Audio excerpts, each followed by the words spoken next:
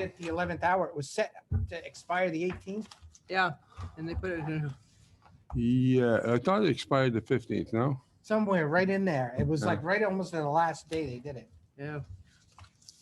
Tell me when we good? Yeah, looks like it. Yes, we're on. Okay, welcome to the regular meeting of the Yarmouth Board of Selectmen of July 19th, 2022. This is going to be a hybrid meeting. And we are advising everyone pursuant to General Laws, Chapter 38, Sections 18 through 25, and pursuant to Chapter 20 of the Acts of 2021, an act relative to extending certain COVID-19 measures adopted during a state of emergency signed into law initially on June 16th, 2021, and extended by the governor this week to, I believe, April of 2023. This meeting will commence now at 6 p.m. It's noticed for in the hearing room, Yarmouth Town Hall, 1146 Route 28. Public is welcome to attend either in person or via the alternative public access provided below. Please rise for the Pledge of Allegiance. I pledge allegiance to the flag of the United States of America and to the republic for which it stands, one nation under God, indivisible, with liberty and justice for all. Okay. First order of business is announcements. Do we have any announcements by anyone? No? Seeing none, we go to public comments. Nobody for public comment? How about up on the screen? No one up on the screen. Okay. We'll then proceed to our first licensing hearing, Sea Dog Brew. You want to come up to the front, please? Introduce yourself for the record, then I'll read the notice and then you can make your presentation. Peter Lucido, owner, Sea Dog Brew Pub, and also manager. Okay. Now, I know this deals with permanent outdoor seating. I have read the notice. I'm looking for it now. Here it is. The Yarmouth Board of Selectmen, acting as the local licensing authority, has received an application from Sea Dog Brew Pub Cape Cod LLC, DBA Sea Dog Brew Pub, Peter Lucido, manager, 23V White's Path, South Yarmouth, for an alteration of premise to add a permanent outdoor patio with 40 seats, approximately 900 square feet, outside the side door of the restaurant. The outdoor seating would replace the parking lot seating that was used during the pandemic. Hearing will be held on Tuesday, July 19th, 2022, in the hearing room at the Town Hall, 1146 through 28 South Yarmouth. The meeting begins at 6 p.m. Written comments will be accepted until 4:30 on Friday, July 15th, 2022, in the Selectmen's office at Town Hall, or can be submitted electronically to public comment at yarmouth.ma.us. Verbal comments will be accepted at the hearing. All right, Peter, why don't you just give us an overview of what it is that you're asking the board to do in terms of the outdoor seating? We're actually looking to do 36 seats on the outdoor patio towards the Station Ave side of the building. Currently, the building is a sidewalk with landscaping, which is generally not used really by anybody, if anybody knows the area. What we're doing, because of what we saw with COVID and how everybody wants it outside, continues to want to sit outside, we are limited to no outdoor seating currently. And so we're looking to expand, not our seating, but just during the summer months, adding the 36 seats. And it's actually going to be a beautiful patio with pavers, stoned columns with lighting, bistro lighting. And then, it's and we're going to keep actually with the landscaping, we're going to keep bushes in the area. So it's not going to look like anything you're going to look at this, in a city kind of look. All right. I did see, I don't know if they're in the packet, but there was some sketches with, looks like a series of windows. Is that correct? These Those are the current windows that are there now. They're current. So Correct. are you putting them in to show that you have a view from these various locations of the outside patio? They're just there for the sketches. Okay. How is this patio gonna be, what's the word, cordoned off or kind of separated so people can't just wander in and out? What are the plans in that respect? So right now if you're on the White's Path side where the actually current entrance is now, that's where the entrance is going to be with the hostess. On the back side towards Stop and Shop, that's going to be blocked off. So there's only one entrance to get into the patio. Only on the main White's entrance side. Path side? Correct. Okay, what about visibility? Are you gonna have from the inside of the premises at all times this patio area in sight? Yes. Yep. Because I mean, with the windows, all the windows right there, the current hostess area is right there. And if you know the layout of the building, everything's basically wide open. Okay.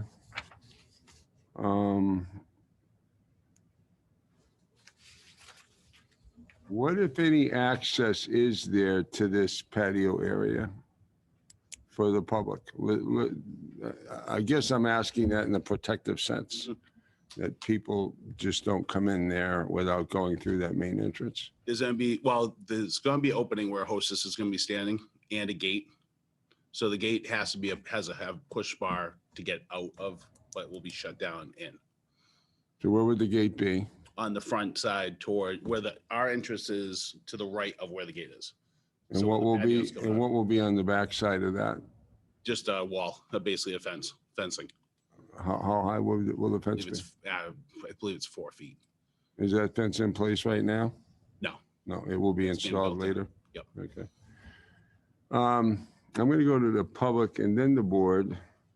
Did we get any written comments submitted? Nothing? Okay, I'm going to go to the public for anyone that has comments. You notified everybody in the plaza? Yeah. And others probably, okay. Did anybody approach you about this? No, but they're really excited. Just They're it's gonna excited. look great. It really is. Okay. You got favorable comments? Yeah. All right, seeing no one in the public for or against, I'm going to go to the board, starting with Mark. Thank you, Mr. Chairman. I actually have an odd question, if you can just indulge me. I'm trying to think, Pete Lucido, DY basketball team, what year? 90 90. Yes. And did you guys win the championship that year? lost in the tournament. Okay. I've been thinking about this. The last time he was here, it's been driving me crazy. So I promised that I wouldn't forget asking. No, with respect to the plan itself, I'm very supportive and I don't have any questions, but thanks for answering the other question. Thank you. Wish we won it. Okay, aside from Mark's cogent ABCC question, we'll go to Dan. Hi, I Peter. knew that, by the way, Peter. I guess this may not be a question for you so much as town manager or Dakota. When we put 36 seats outside, the overall capacity of the restaurant shifts so that it incorporates that. We're not increasing it by 36 seats, right? Okay. That's a good point to bring up for the record, too, to make sure applicants understand that. Right. Their total seating capacity does not change. I mean, I love outdoor seating. I think it's wonderful, and it seems like a great site for that. I'm curious, so you talked about removing a sidewalk. Is there any concerns about safety of pedestrians? You've got a parking lot, then you've got this purported patio setup. Is there a safe place for pedestrians to walk and get around the building? Yeah, there's actually another sidewalk goes opposite way around the building. To go, if somebody wants to go Stop and Shop, say from the hardware store, Yeah. there's a sidewalk. It's on the other side? Other side, you can go out, walk around the other side of the building. Okay. All right. I don't have any other questions. Thank you, Dan. Dorcas? I think it's going to be a very welcome addition to the building. And I think especially from Station Avenue, it'll look very pretty at night. I have no questions. Thank you. Peter? You've already answered the question about flex seating, so there's no impact on the septic system because your seating is going to remain the same. Lighting, Bistro, so it's going to be low. It's not going to be correct. bright halogens. No music is planned. I didn't see anything listed in here, so there'll be no music entertained. Any questions on the lease? You provided a copy of the lease. I didn't see anything in there about changing. Do you need a modification to the lease in order to do this as well? Nope. No.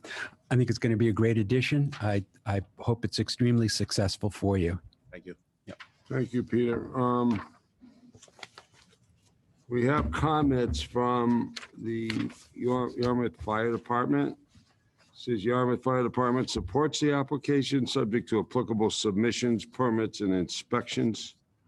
That was Captain Hook on June 28th of 2022. Another comment from, let's see, Building Department, permit application received for construction. Sea-Dog seating capacity is 140 seats with 18 bar stools. Final inspection required prior to occupancy. And health Chairman, just says, to clarify, there was a correction on the building department. You'll notice that the building and health had slightly different seating numbers. okay, what's the correct number? So it's a total of 148 with seating capacity at 130 and 18 in the bar. So it's 148 total. And if you make that change to the building department, it's got the same exact number. It agrees with the health department. So health says 148 seats, 94 seats inside, 18 bar stools, 36 outside patio. Is that correct? Yes. All right, so the health calculations are correct and should be transposed onto the building department comments. Yes. Okay. You understand that, I Peter? understand that. All right. Okay, do I have a motion? Somebody would like to make? So moved. as Second. Submitted. Okay, we have a motion to approve as submitted. Yes. By Selectman Forrest. Was that second by Peter? Yes. Okay, all those in favor say aye. Aye. Aye. Anyone opposed? That is approved unanimously. Thank you very much. Thank you. Good luck. Good luck. Thank you.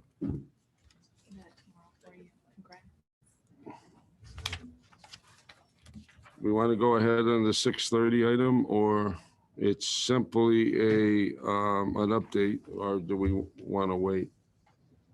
We're early on it. Yeah, I think it's not a hearing or anything. So No, we can go, okay. Nice work. Thank you, Dakota. For the benefit of the public, please identify yourself before you make your presentation. Bill Scott, Assistant Town Administrator. Thank you, Bill. The board should have in front of them a memorandum dated 7/15/2022, and then I will be giving a short presentation in that regard.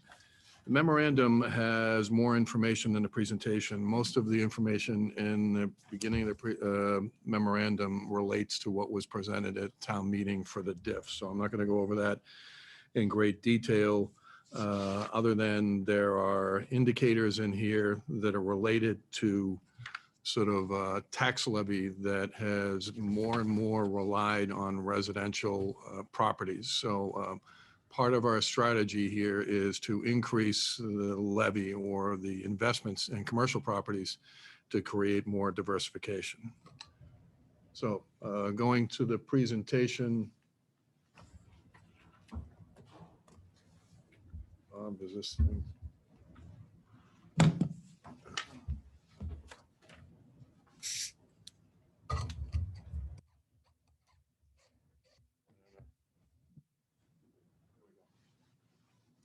can use this. Is it working? Yes. Oh, okay. So there are three components to the economic analysis. There is the DIF component, which is District Improvement Financing.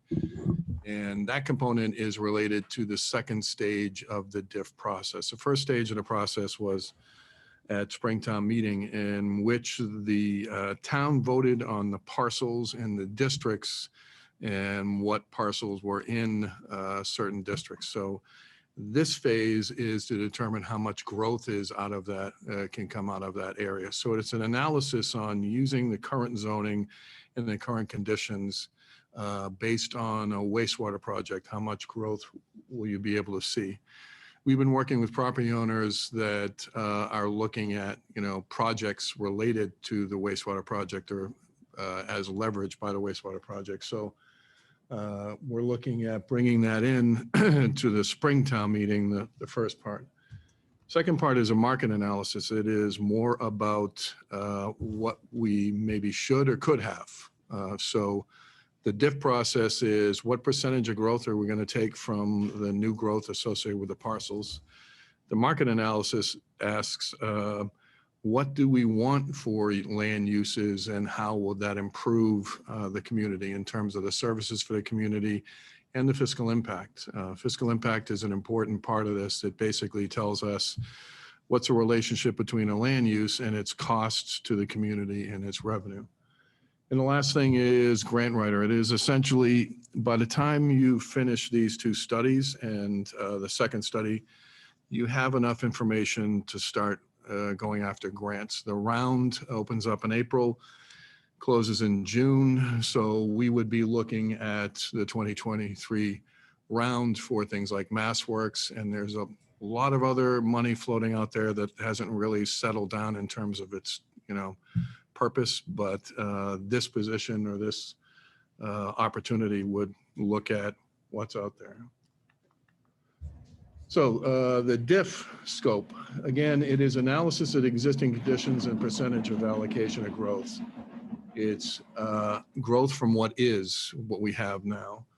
So in short, the consultants would run the numbers to determine the revenue possibilities and the timing of the investments in sequence. So they would determine, given potential growth, how much of that would go to pay for wastewater. And then we would solidify that at town meeting, comparing both the wastewater plan, our financing strategy, what percentage this would be of the total financing strategy, and then how much growth we could pull out of the corridor. Review draft development program and update, make recommendations. The development program is already in the existing document that went to town meeting, but it's a draft. And that development program is going to be populated with the actual costs and sequence of the project and costs of the borrowing and all those other things. So that's a development program. What you saw in the first slide is what is the percentage we're going to pull out of the corridor. The second slide is how much do we have to pay and what is a DIF's obligation. So if you recall the town meeting, there were multiple funding sources, Cape Trust, the WIF and other things that were there. Then there's the DIF and then there is betterments. So the DIF is basically a means to offset some of the costs before we get into asking for betterments. It's a good buffer between what we know is revenue and some of these other funding sources and what we think may be revenue based on growth. So the more growth we get, the less in betterments we would pay. So that's why it's important to do a detailed analysis and a conservative one for the DIF.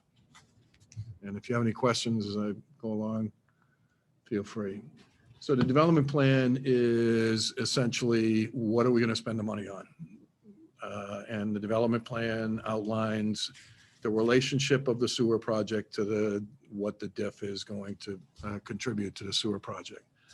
This is pretty straightforward. It's going to be a schedule and all the financing plan opportunities that we have.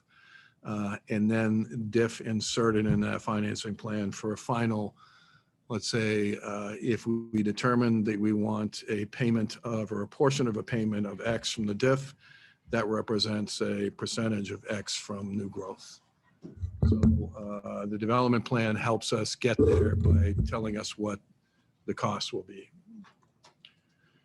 Operational support and working with the assessing and financing office. This is a key thing because these are not entirely easy to track. So they had the idea of having this consultant work with their computer teams and their software group to try to set up automatic processes. So as the growth happens, there's a report that can come out that readily tells them what the new growth is.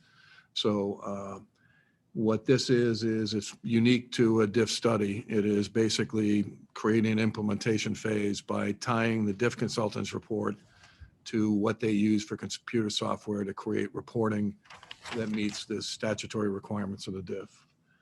So those are the diff scope outcomes. So this is basically finishing the diff report. Now the key is that some of this work in determining new growth is going to sort of segue into the market study. So what we're doing is starting this, finding out what we're going to obtain from a consultant, and then we begin the market study so we don't do redundant analysis. So here is the market analysis. Now, what we want is a clear understanding of what we have for a socioeconomic mix and what type of jobs we want to create and what type of services we want for our community. So what this is a greater understanding of the economy, a greater understanding of the business mix. There are models like a shift share model that tell you how much you should have of a certain type of land use to serve your population. We're going to be looking at those issues to see what other mix might we want to basically provide services to our community. Because the intent of this study is to determine that mix, the best mix for revenue, for job creation, for year-round business, and also services to the community, and then determine how we attract those businesses that we want. So this is analysis of land use options to improve year-round activity, job growth, and development potential. And when we say job growth, we also talk about, we're considering how do we get the wages up, you know, the type of jobs that are good wages and year-round wages. So that lends to a certain type of land use. So that's what we want to try to determine. So it is, as it says in the bottom, growth from what could be, not what is, where that's the diff. We have to work with what is. So we're going to generate an understanding of the economy and the community's population. And where do we need new land use sectors? Because the important thing is when you make the investment on wastewater, you want to make sure that the outcome on your commercial corridor is commensurate with the needs of the community, both fiscally and, you know, the needs of services and job creation. So development environment, opportunities and constraints of the development environment. So where are the opportunities, where are the constraints in the development environment? They often call it, a SWOT analysis in terms of determining where the opportunities and constraints are. You can, and we're looking at that in this study, doing a fiscal impact. Now, fiscal impact tells you, out of your departments in schools, police, fire, and generally your other municipal departments, DPW, how much do land uses cost? And there's a pretty straightforward exercise in determining that. Then how much is that land use contributing back through tax rolls or fees and things like that? And the important aspect is you don't want to create a situation where you're creating land uses that are putting you in a negative. So when you review large developments, it's common that you would do a fiscal impact analysis so that you can get a balance of the mix of the ones that generate a lot of revenue versus the ones that cost you in service side.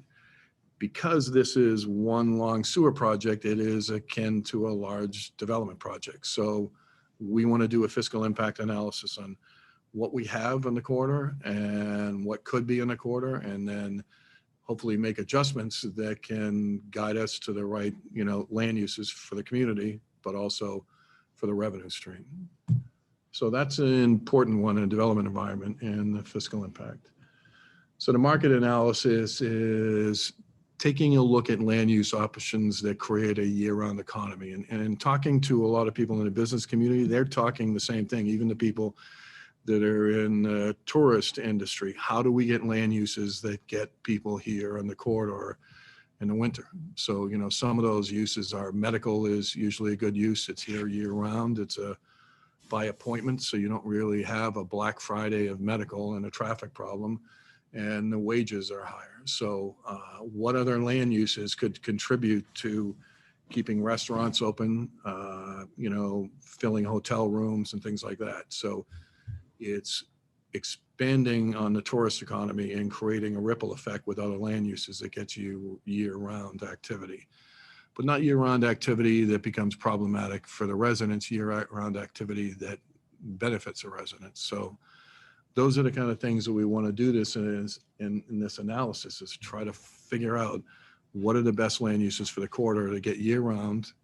And also, as I mentioned before, job creation that pays at a higher wage and, a living wage. So that's part of the market analysis. Again, going back, $160+ million investment sort of deserves an understanding of what will happen to the corridor as a result of that. And that's hopefully will get you there. So strategic sites, you have quite a few sites that, well, not quite a few, but there are some sites that are vacant and underutilized. So as you take a look at, okay, we've figured out what we might need for a good land use mix to get that year-round, better jobs, ripple impact with the existing uses. Now, where can we put them? How do they fit on the sites that we have? So we would do an analysis of those sites to look at, incorporating some of those land uses.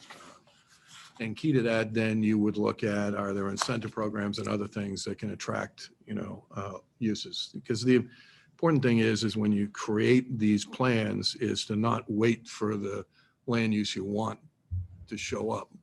It's to go get them, because then you get the land use you want. The danger is when you write zoning and you wait, for somebody to fulfill your plan, sometimes somebody shows up that you don't want. So important in this market analysis is strategically determining who you want for land uses, how it affects your revenue stream, how it affects your job creation, and then targeting some sites and then going out and looking at companies and getting them here.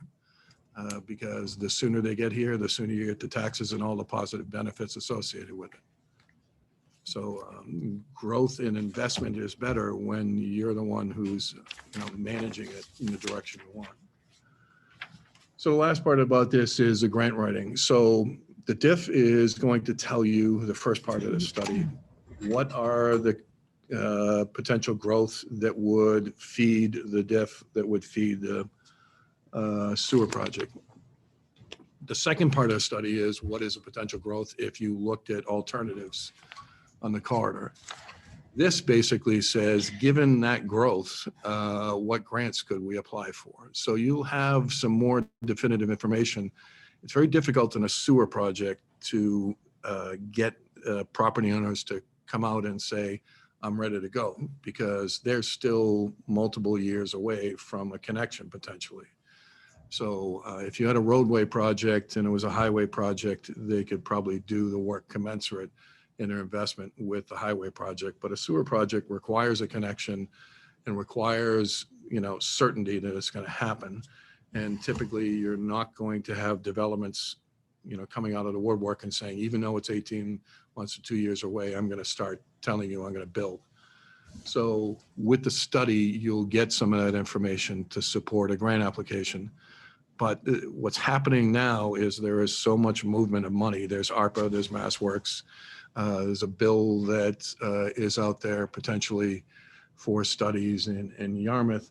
And so from that perspective, this team or individual will help settle on which is the most appropriate and then tie it into what our needs are. We're looking at, as much as possible, everything going into wastewater and our seed money and upfront costs, because the diff the revenue doesn't show up for a few years as the growth happens. The user rates, the same thing. Betterment, the same thing. When you start making the connections and when you start the program is when you get the revenue. So if you're going to town meeting next year to fund it, there's some lag time before you get revenue, but you have obligated an expense. So it's important to try to get grant money in the front end to sort of fill in that hole where you're not getting revenue. So that's why this is an important step, but it's in sequence to the extent the first one is telling you here's what we're going to get in revenue from existing condition. The second one is telling you here's what we might want for land uses and here's how we can improve that revenue stream. And the third one is going after grants to be supportive of everything before that. So any questions? Okay, I'm going to start with Peter on this end.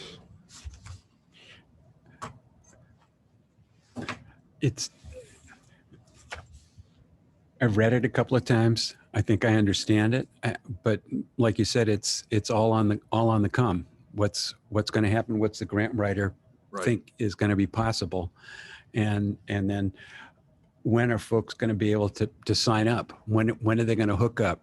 So there's a lot of ifs involved in this thing, and in terms of what we want, I think the grant writer should be able to assist us and let us know what that person thinks is the most viable for us to get into town for additional revenue.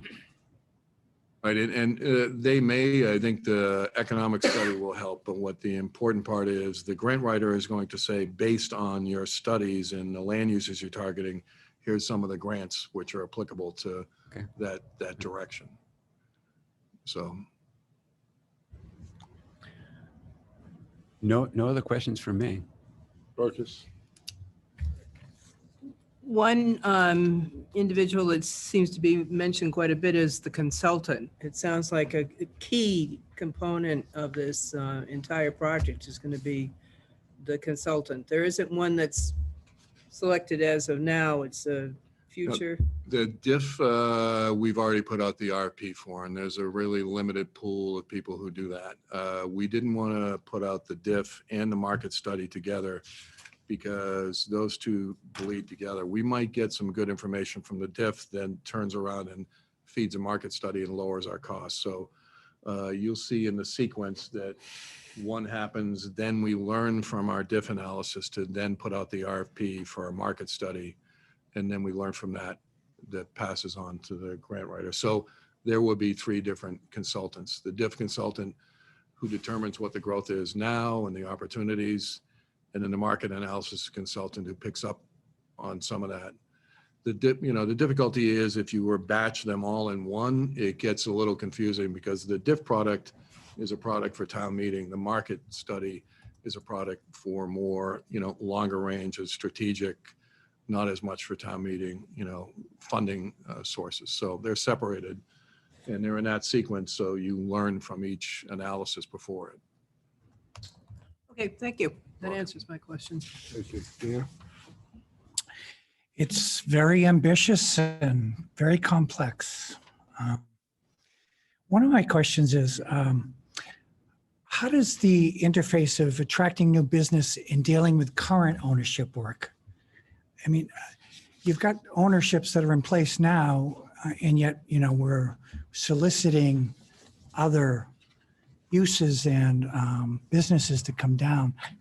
So the important aspect of that is you do want to help the businesses that are here, but you want to clearly articulate which of those businesses want to shift. Are they really successful at their site, and do they want to try a different development? Are there developers up there that were willing to work with them on their site? So the site selection will help us sort of elicit from people who may want to change their approach, because some of these property owners are just that. They're property owners, they're leasing property and things like that. So what land uses on that property is relevant from a, profit perspective. So we will be looking at, I'll give you an example, medical and hotels work well. Most of the people I've worked with in hotels would tell you that they like the fact that they have visiting doctors, that they have people who are getting tests and other things that would have a hotel room, the people who sell drugs and things like that.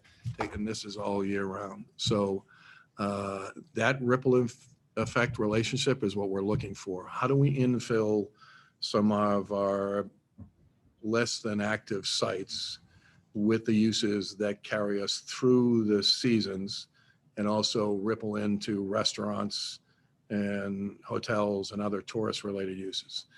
Because if you don't diversify, then, we found out in a pandemic and everything else, what happens when you're more sort of a myopic economy. And diversification is important because when you bring sewer, you will probably see a different land use mix show up, because some of the land uses don't have the great revenue stream that tourism does that carries them through keeping a septic system alive, you know. So once you have sewer, you might see some land use opportunities that you've never seen before because they won't be carrying that cost. Tourism can carry that cost because, you know, they're making money in this location. Other offices and things like that probably wouldn't want to carry those costs because there's no great benefit for the location per se. But in this case, as it relates to existing, you know, in talking to some of the businesses, they like the idea of the diversification because there's too much saturation of one type of use. And it's a matter of talking to property owners and saying, do you want to continue with what you're doing? You know, property owners are vacant or need a lot of work, or do you want to go in another direction? As part of attracting new businesses, is it anticipated that zoning will be adjusted as part of the enticement? I think you need to understand that what the town needs and wants you do for zoning, and then you go out and get the businesses that are in this type of environment. So, you know, oftentimes there are franchises that are looking for space. And so you find out which franchises they are, and it's not always restaurants, it's drugstores, it's grocery stores, and sometimes it's medical. So, and you lock in and you invite them to the table and say, we've got a site. And that's the important thing, is waiting on the sites only puts you in a position where a community gets desperate for something on the site and doesn't take the use that they want. So going out and getting them and seeing if there's an incentive program. So there were sites in other communities or work that we gave them a TIF, but a hotel showed up. It created a ripple impact into the community. That's what we wanted. There were a few, half a dozen other stores like, you know, car repair shops and other things we didn't want in that location. But the incentive program attracted the hotel, but we weren't going to give an incentive program to a use that we didn't want. Okay. So zoning can give you a broad range of uses. Incentives can basically say you're the one. And that's how you want to handle it, is once you set up your corridor, is to go after people rather than wait. Have there been either local communities or at least in Massachusetts that have been through this process? I kind of did it in Amesbury, and what we did is we selected key sites for a TIF program, and we kept a manufacturing company from going across the line to New Hampshire because we really wanted to keep, it was a great manufacturing company and we wanted to keep that. And we attracted a hotel with the TIF, and then Maples Crossing, which was a large recreational facility. And the key is knowing what your land use mix was. Our goal was ripple impact, was bringing people into the community to then spend dollars in the downtown and other places, and then also support the businesses in the non-tourist season. So 6-rink hockey rink kind of did that for us. It gave us a winter activity that we wouldn't have. It's got hung up by the pandemic, but the hotel did that for us because we have the ripple impact of the visitors. So you decide what your sort of goals are, and some of those are sort of in here, and then you try to attract the uses that meet those goals. So ripple impact was our key goal, and then base industries was our other key goal. That is solid jobs that people can buy a house with, you know. So we had GN's, I think it was, you know, manufacturing, drill press and things like that. That was very successful company. They were about to move up to New Hampshire, but we gave them a TIF to overcome the fact that the building it was buying was close to being condemned. So that TIF, still with the tax increment financing, we were still able to get more revenue out of the site than when we had a vacant site. So those are the sort of, you know, paradigm you want to create. Whatever you're going to put up in there, whatever the incentive is, it has to give you better revenue than if you had a vacant site. That's usually pretty easy. But Key to this is being prepared when you get the sewer moving to look at whether or not what you have is going to fulfill the obligation for your community, for your revenues, for job creation.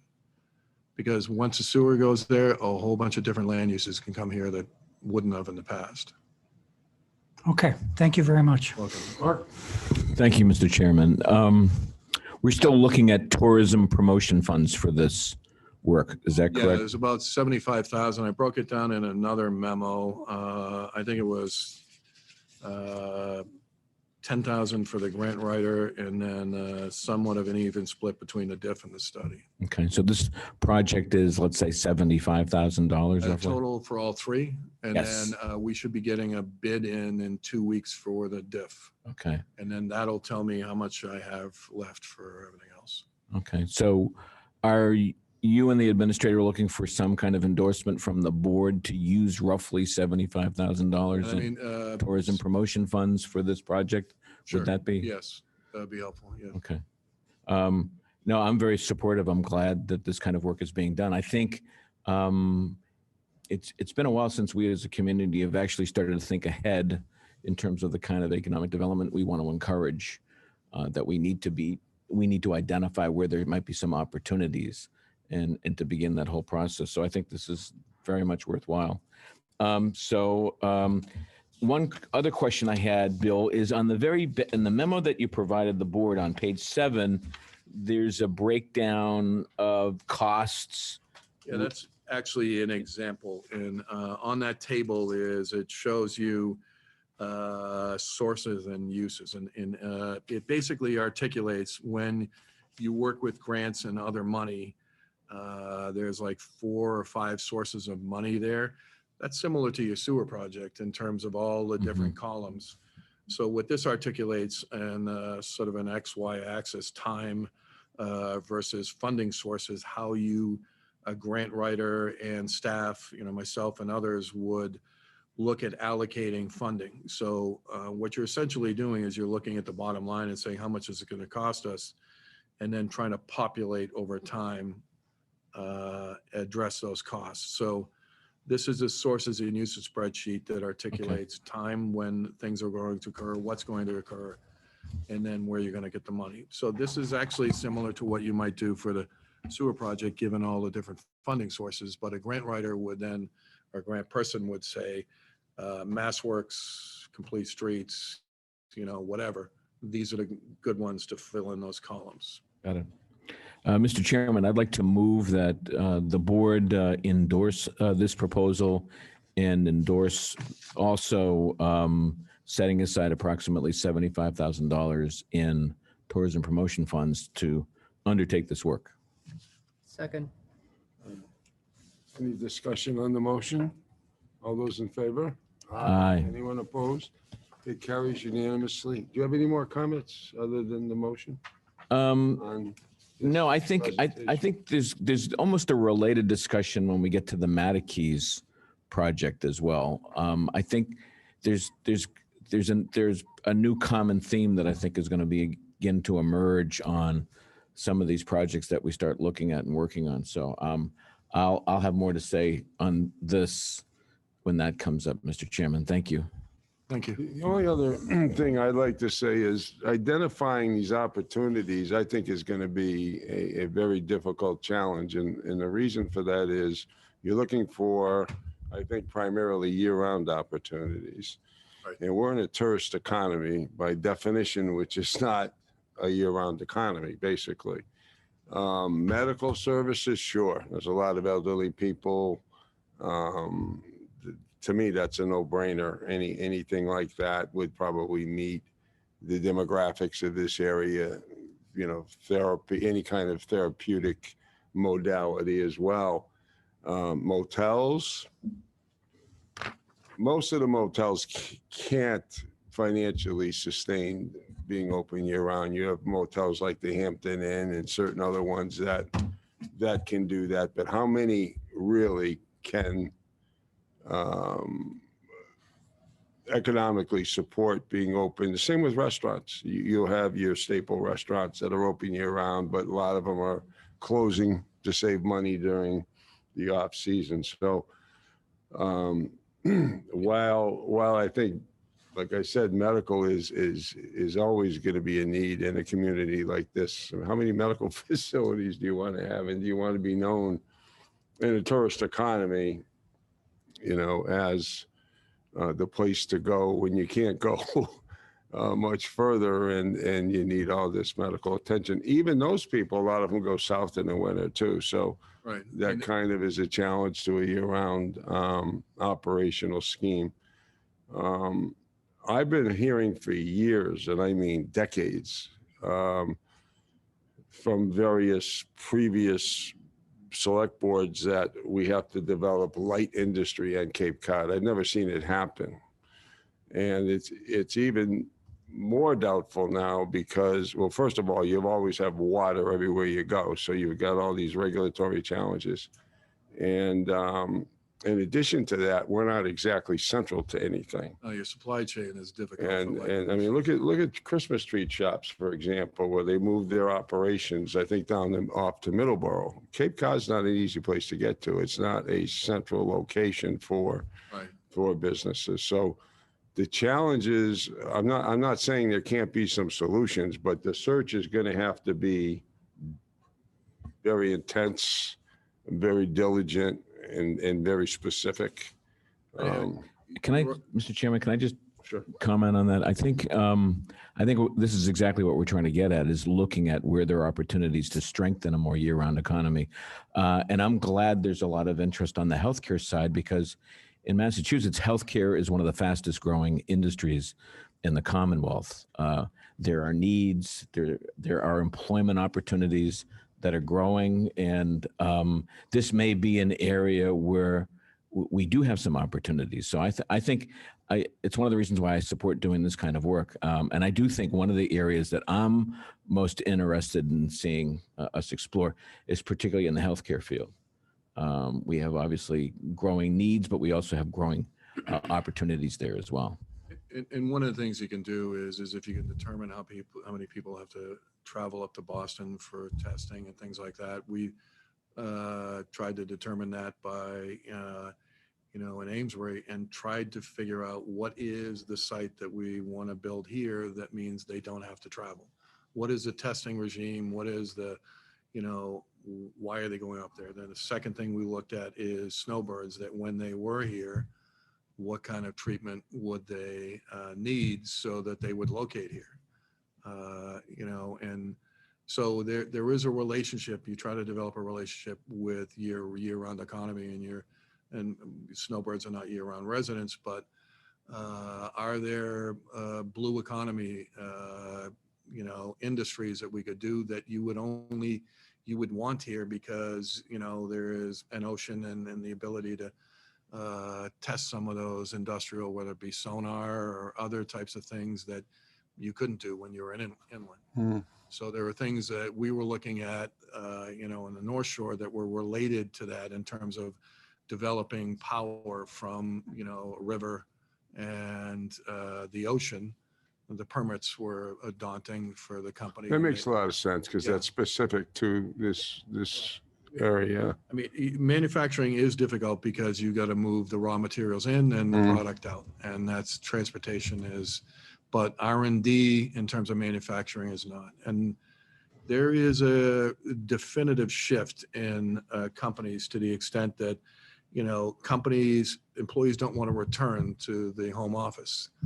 Can we create condominiums down here that Boston offices would rent to have their people commute 3 days a week to Yarmouth and 2 days a week to Boston, and telecommute from a place where the cat is not jumping on the keyboard, and those types of things, so that getting together Cape Cod employees to then work in a site that has a relationship with the Boston company. So it's not like we can look down a list and say, here's the land uses we want. We may need to look at being more creative than that, because we're thinking further down the road in some cases. There's another point I want to add in here that really is part of the overarching strategy. And I'll tell you, I'm absolutely delighted to be having this type of thinking in terms of developing a coherent economic development strategy. I mean, if you look at the infrastructure program that we're introducing into the economic corridor, we already have a fairly empirical analysis from the Collins Center that says that that is going to stimulate in and of itself a large amount of private investment. And one of the goals that we have for the economic center of the town is to continue to stimulate that investment redevelopment to ensure that we have, the proper ratio of economic development to residential development to maintain those healthy levels.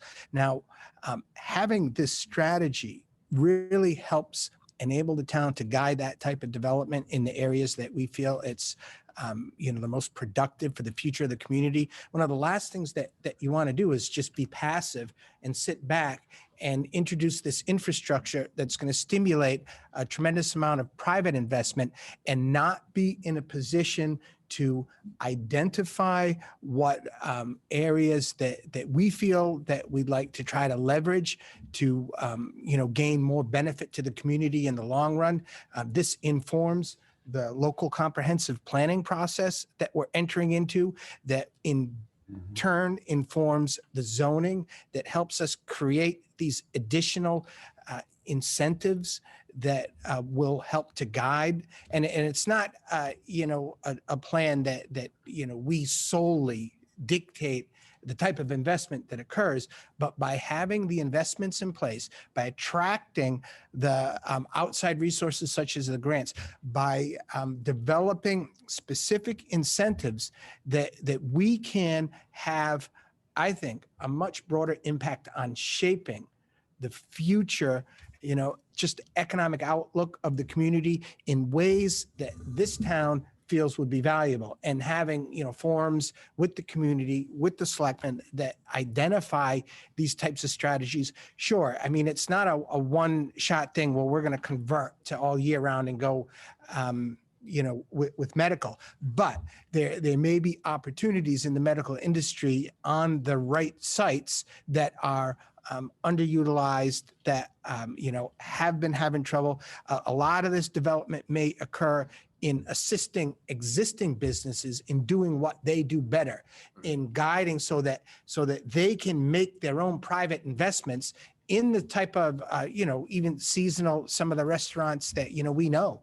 Bill's been out there and he's done a great deal of work talking directly with the business owners in the economic corridor to determine what type of investment that they'd like to see. But I think first and foremost, it's kind of interesting.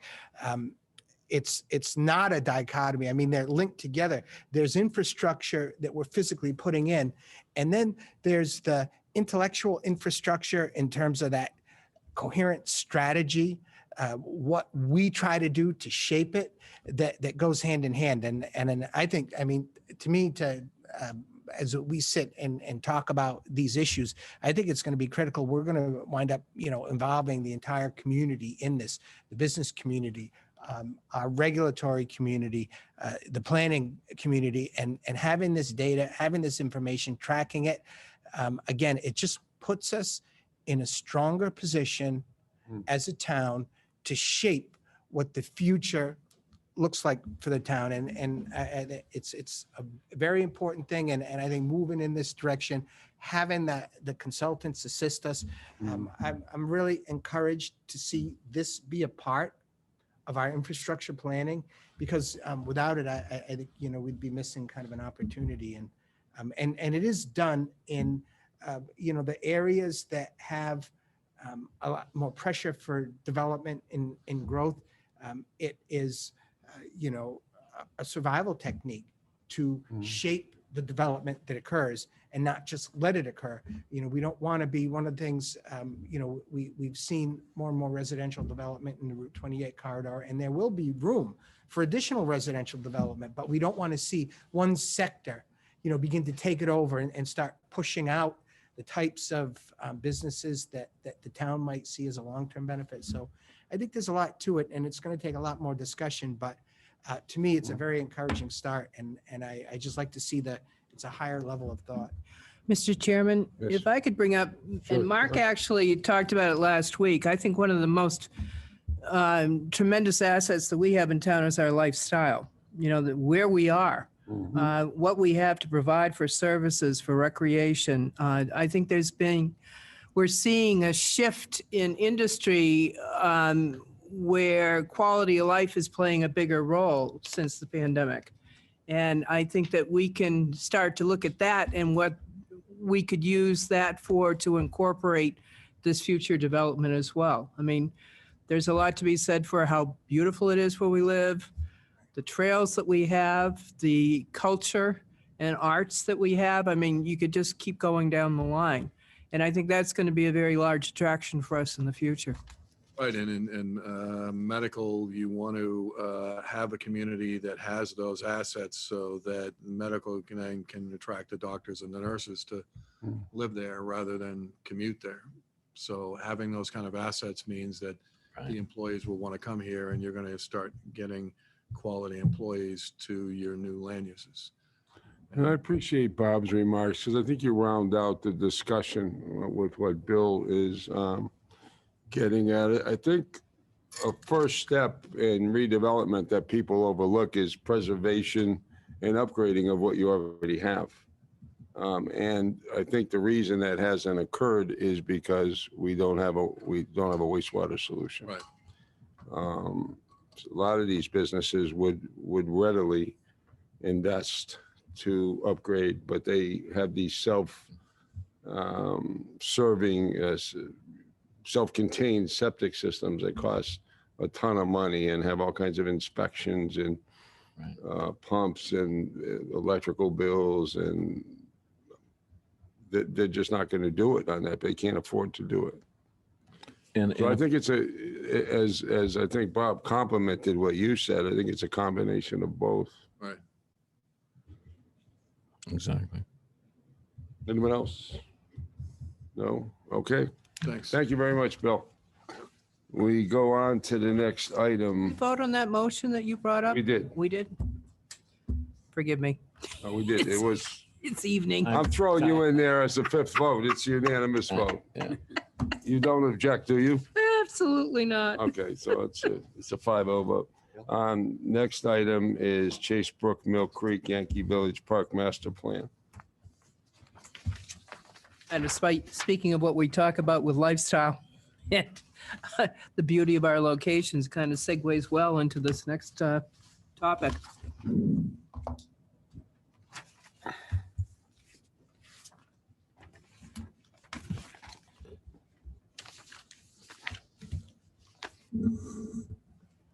Hi, Karen.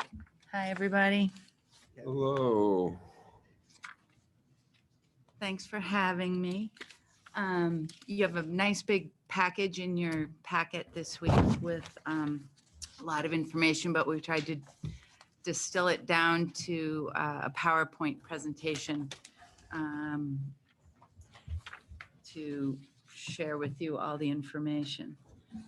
So this is, And so people know that are listening, and some people may be new. This is Karen Green, Director of Community Development. thank you. Go ahead. So the front slide here is Yankee Village Restoration Project, because that's where we started out. Just by way of background, Yankee Village Motel property, it's over in West Yarmouth, and it's located between two other pocket parks that the town acquired. So Chasebrook Park, if you look at the first picture up on the top, that is the furthest west, and that was acquired with land bank funds back in 1999. Yankee Village is there in the middle. That's 275 Route 28. That was acquired with CPA funds most recently in 2019. And to the east, we have Mill Creek Park, and that was acquired in 2007. And that was the former 1750 house.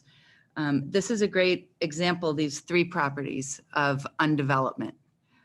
These are places that had been developed, and the town saw fit to acquire them with the purpose of undeveloping them and making them in their natural state available for the public. The funding for Yankee Village was for acquisition and site improvements. And Yankee Village, when we acquired it, we'd really been waiting for it and working with the owner, understanding he was going to retire at some point. He knew that the town was very interested in making that linkage between the other two parcels. Through our initial efforts looking at the Yankee Village site, it really became clear that the project in general would be really beneficial if we could look at not just Yankee Village, but Mill Creek Park and Chasebrook Park as well. We've done a whole lot of work, and that's what's in your packet to date. We worked with, largely through our conservation office, with Kelly Grant, who did a super duper job on this project. But working with Crawford Land Management, we have a master plan for the 3 sites. We have plans for the demolition and invasive species removal on the sites, all 3. We have restoration planting plans for all 3 sites. We have a plan for accessible pathways. Some of the existing pathways will be removed and reconfigured to make a nice loop between the 3 parks. And we've also started to look at the maintenance requirements going forward, knowing that's a very important consideration. I want to give a shout out to the Open Space Committee and Christine Marzigliano, whose chair is here tonight. They've been instrumental in looking at these plans. We met with them a number of times last year to get feedback and consensus on these plans. I'm going to flip to the master plan. So the goals here are, like Christine likes to say, vista, vista, vista. We really want to be able to promote the views to the water from the Route 28 corridor. We want to improve accessibility. Right now, you can't get from one all the way to the other very easily.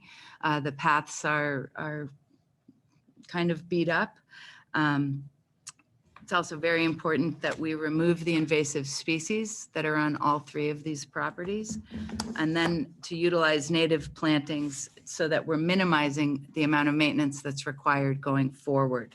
And that will help also to improve the habitat and overall resiliency for the site. One challenge, because I want to be upfront about what people should expect with this park, is it's not a pristine, Boston Common, Boston Public Garden with, special plants everywhere. This is intended to be a natural looking park. The issue here is sometimes there's a perception that, oh, it's going to look messy. The concept that we've worked with Crawford Land Management on is having really some intentional plans incorporated into the park here and there. For example, Yankee Village would have, there'd be different spots with different things planted in the middle of the meadow and whatnot. Those might be things like, and I'm not a plant expert, just letting you know, things like butterfly bead, coneflower, bee balm, lupine, goldenrod, those types of things that would really, they'd stand out and they'd show that this is a place that's cared for. The restoration work will utilize all native plants and will substitute traditional lawn areas with native meadows and no-mow fescue. These are special grasses that barely need to be mowed. These types of plantings don't require fertilizers. They require fewer pesticides, less irrigation, and provide greater resiliency to storm and flood events. I mentioned the minimal mowing. Natural meadows, another selling point is natural meadows will evolve over the years, and they evolve throughout the year, kind of providing a different look depending on what season it is. Just to go through some of what's planned for the sites. So I mentioned, so I'm going to go, it's left to right. Left is where Chasebrook Park is. today, and Mill Creek, or not Mill Creek, excuse me, Yankee Village is in the middle. Where there are existing asphalt trails that are in disrepair, we're going to replace that trail system and put in stabilized aggregate. I think the trails are planned to be a little bit wider and will be more accessible for people. Right now, if you go down, there's lumps and bumps in the pathways from the roots. It's pretty old down there. Again, we're going to remove non-native and invasive species like mugwort, Japanese knotweed, bittersweet, spotted knapweed, and white poplar trees. There's an awful lot on that site right now. I've spent some time knowing this was coming up, going down there periodically just over the last couple of weeks. There's a lot of stuff. We have made strides. We have a maintenance contract in place. I went down yesterday and today, and the place is looking pretty nice. So it's been much improved. Going back to Vista, doing Vista pruning at the existing platform. Even down at the platform, it's a little bit overgrown right now. It's difficult to see all the way over to Mill Creek Park, where there's another viewing platform. Be nice to improve that. The existing access parking lot there, picnic tables and benches, all of that will remain. Of course, over at Yankee Village, it's a clean slate. We need, once we kind of do the work to improve the soil there and remove the invasive species, we'll establish a pollinator meadow with various woody plant communities around most of the edges. Again, create the vista views over the marsh. There's quite a stand of Phragmites along the marsh at this point, and we'd establish new benches and seating areas in that space where there are none today. So Mill Creek Park, what is Mill Creek Park today? Again, the asphalt trails will be improved. The trail will be extended to connect over to Yankee Village. Right now, it's not there. And then again, it's similar strategy. It's accessibility on the site with the trails. It's removing the invasive species, and it's reestablishing native plant communities. Again, on this site, there's already good access. There's good parking. There's some furniture and other amenities that are great, and those would be planned to stay. Trying to see if I talked about I think one thing that we left off my notes, that's a very important part of this whole project, is if you look along the water that runs between Chase Brook Park and where Yankee Village is, I think that's Chase Creek, and that leads into Mill Creek. But down near the bottom, you can see where we're planning a pedestrian bridge. That would give full connectivity between the parks. Right now, you can get from Yankee Village over to Chase Brook Park, but you have to go up on the sidewalk to do so. So you really don't have that cohesive feel of being in one place. I go just quickly, some amenities. So there's some pictures up top there. You can see what the pathways are looking like. That would be the top picture farthest to the left. The next picture to the right of that up top is a good image of what the paths will look like. Again, we'll be improving wildlife habitat, wayfinding information, and memorial signage. This is something we'll have to think about. Right now, we have 3 addresses. We have 2 parks that have 2 names. We have Chase Brook Park, we have Mill Creek Park, and then we've been calling it Yankee Village. It would be nice to have one name. I think it'll be important to continue to kind of integrate all of the past work that went into play. So if you stop by Chase Brook Park, there's a few signs that are mounted on the granite stone, but also on the back of that, the naming sign, you can see a list of all the donors from way back who participated in the development of that park. So that's something we need to be cognizant of. What we'd like to do, including, establishing one name for the park with one sign, hopefully, including some interpretive signs to let people know about the environment that's around them. What are they looking at? I'd personally like to be able to pay homage to this undevelopment effort. I think it's a pretty cool thing that the town is doing. And you can really see the evolution of our tourism economy when you think about the things that were on those sites, and then going back to the natural state of things. Another idea that we've been thinking about are stone benches, and there's a little image of those at the bottom. Permitting. This is tricky stuff. It's there's a lot of resources on these sites altogether. We'll need to go through the Yarmouth Conservation Commission, MIPA, and Cape Cod Commission, just for I think the MIPA, and Kathy could speak more to that if need be. Stormwater permit, zoning. We actually need a special permit for municipal recreation on Route 28. And then the biggest one is the Chapter 91 waterways license, and that's for the bridge. I haven't personally been through a bridge permitting similar to this. I understand it'll take 9 to 12 months to get through this process. So lots of permitting. Budget. And again, these are all, I just want to emphasize, this is, we've been at this for a while. The cost estimates were done probably last year. Since then, they've probably changed. We have, roughly a cost for this master plan here, including a 20% contingency of $867,000. If I look at all of the different funding sources that we have on hand today, we have funds that are remaining from our CPA appropriation that was made just for Yankee Village. Now we have to be careful, that can only be spent on the Yankee Village site.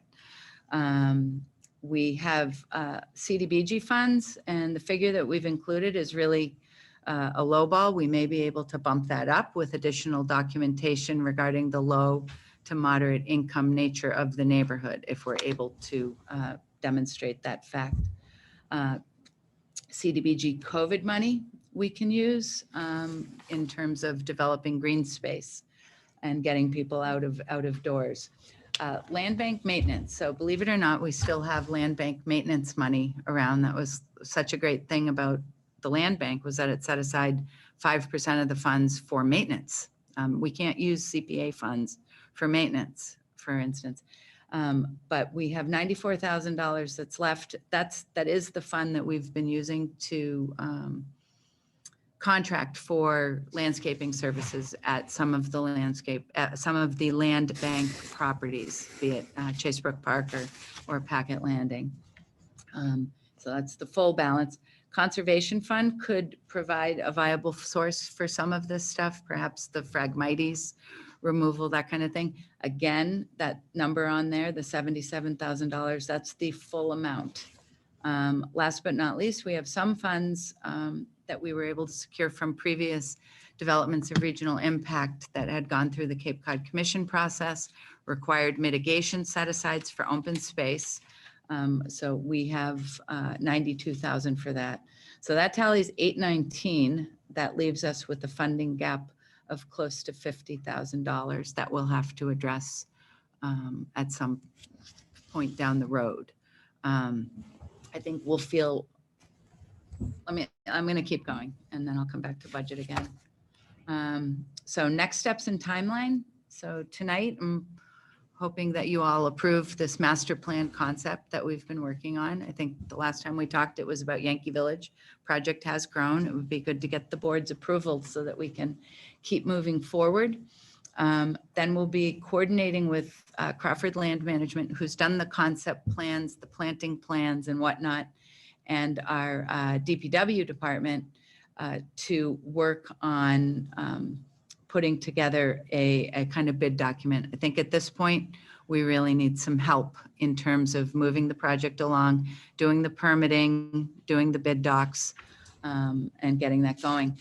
All that said, we're thinking we'd be able to issue that this fall, early fall, in August or September, and get going with that work. We also, once that's done and we have some final plans, we'll be able to kind of dig in deep to the permitting effort here. The permit window that we included on here is item number 4, is a bit optimistic, just being upfront. That's closer to a 9-month window than a 12-month window. Again, going back to the Chapter 91 license required for the bridge. We would be able to bid out the project next fall. Going back to my budget comment, I'd love to bid out the project and get the bid in hand before we go to town meeting to get the money. It's a good system. That's what we did most recently with the Taylor Bray Farm barn and the structural repairs. And it's really been a successful system. If we need to go to town meeting, so this scenario in front of you has October of 23, which would be next year. It may very well be, if the permitting takes longer, it could be the annual town meeting of 24. Then we'd be able to move forward with construction. With construction, it's a balance, and it'll be interesting to hear from a consultant, because we're balancing the need to build the bridge, because we'd like to do the bridge when the sites are in disrepair, and also to do the invasive species removals at the time when it's most, I don't know if desirable is the word, best time of year to get that work done. So it'll be, we'll be managing that time frame moving forward. Just noting, the invasive species removal work is generally a multi-year process where, we've seen a lot of success throughout town. Actually, Bray Farm's a great example, because we had a lot of Phragmites right around the boardwalk, and through a 3-year program, we really improved the view, and knock wood, it's looking very good up there.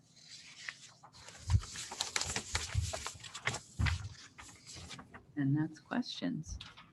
So I don't know, Bob, if you have anything to add or questions? Yeah, I mean, a couple of things I would just add to the mix is first, I want to acknowledge the efforts of Karen Green and her entire department, Kathy Williams working with the Open Space Committee, the CPA that funded this. There's also a big park grant, state grants that's associated with this project. So, I mean, there's a nice mix of funding that's going in here. I think it's a beautiful master plan. It's been some time coming. Obviously, just to reiterate, the permitting for this park is an alphabet soup. We really need to move into developing the final design specs and to get that permitting going, which in a project like this, you see the numbers, the design and permitting is almost, it's a very large number, and it's so much work that's involved in that. And so what we'd like to see is the approval of this master plan, so we can jump in and do this design. And then what we intend to do, there's going to be a major shift here. The project is going to move from community development, right, into the implementation phase, which is going to occur with the oversight of the Department of Public Works. There's still going to be, the proud parents of this effort, but from a project management standpoint, we're trying to put it on a track so that we can see it through to its actual construction. It is a dynamite pocket park in an otherwise urban area that will have an enormous contribution to the beauty of the overall commercial area. That you can't have it to be totally homogeneous with one development after another, and it is in a critical location that's ungodly beautiful. And I think that this is one of the things that is going to go along with, these strategies that we're working on with economic development that's going to help shape the beauty of the town. And I think it's interesting, some of, Dorcas's comments about reflecting on the beauty of our area. And you should be able to feel where you are, even in the commercial zone. I mean, it's not a homogeneous thing that we're looking for. It's to have this throughout the town to develop that. So I think it's a great project. And it really, like I say, it needs the blessing from the leadership of the community, and the permitting piece is a highly technical thing that we need to get rolling with. And interestingly enough, out of all these projects we work on, the big problem is not the funding. We're almost there. We're talking about gap financing, whether it's 50 or 100,000. We'll be able to work between, the CEDC and the CPA to, fill those gaps. The key is having the support and the wherewithal to approve the project, get us into the design and permitting, which is a big job. And then once we get that done, we're going to roll right into construction. And hey, it's a couple of years out, but I think it's a great program, and I'm really, very much appreciative of all the efforts that got us here. I think tourism funds might be suitable as well. Absolutely. We haven't been to the CEDC to discuss this yet, but I think they'd like it. Okay, anything else before I go to the board? I'm good. Mark? Mr. Chairman, thank you. And thank you for the presentation. I think this is very exciting to see us at this point. And the sooner we get rid of naming anything Yankee Village, the better. When I saw Yankee Village Restoration, I'm thinking, my God, the last thing we want to do is renovate or restore the Yankee Village. But we certainly want to obviously restore that site. So I'm with you. Well said. Let's get to a name. But I think for the time being, just getting the Yankee Village out of the discussion, I think is something I think might be a good idea. Call it. We could call it the West Yarmouth Park System, waterfront parks. Okay, don't like that? no. I like. Right. I like actually Chase Brook Park. the name Chase Brook Park has a nice It's ring to lovely. it. And you certainly can have signage there that denotes where Mill Creek is. So I think I'm with the recommendation on getting to one name soon. And I'm agnostic on whether it's Mill Creek Park or Chase Brook Park. Flip a coin or have a contest or The whatever. Open Space Committee was. Did they have a they recommendation? liked the Chase Brook Park, They do. I think. Yes. And probably for the people that donated money to help restore that might make them I happy too. agree. You want to keep that intact? Yeah. Do you want us to come back, or should we run with that? Well, I think we can have a tentative name just to get rid of the one that's offensive to Yeah. Mark. thank I agree you. with you, by the way. Okay, It is- thank- it is an thank you. ugly sounding Thank thing. you. Yeah, it doesn't fit. It just doesn't work. Okay, well, I'm comfortable if the board's comfortable with going with that. I think that's a smart move. The other thing I'm intrigued with is I'm noticing in the plan, what you've done is eliminated the parking from the old Yankee Village, Oh, right? yes. Getting rid of that and opening that up. Now, in my review of this, not that I'm a landscape architect, although maybe in a past life I might have been, but in looking at the site, you start with 3 parking areas.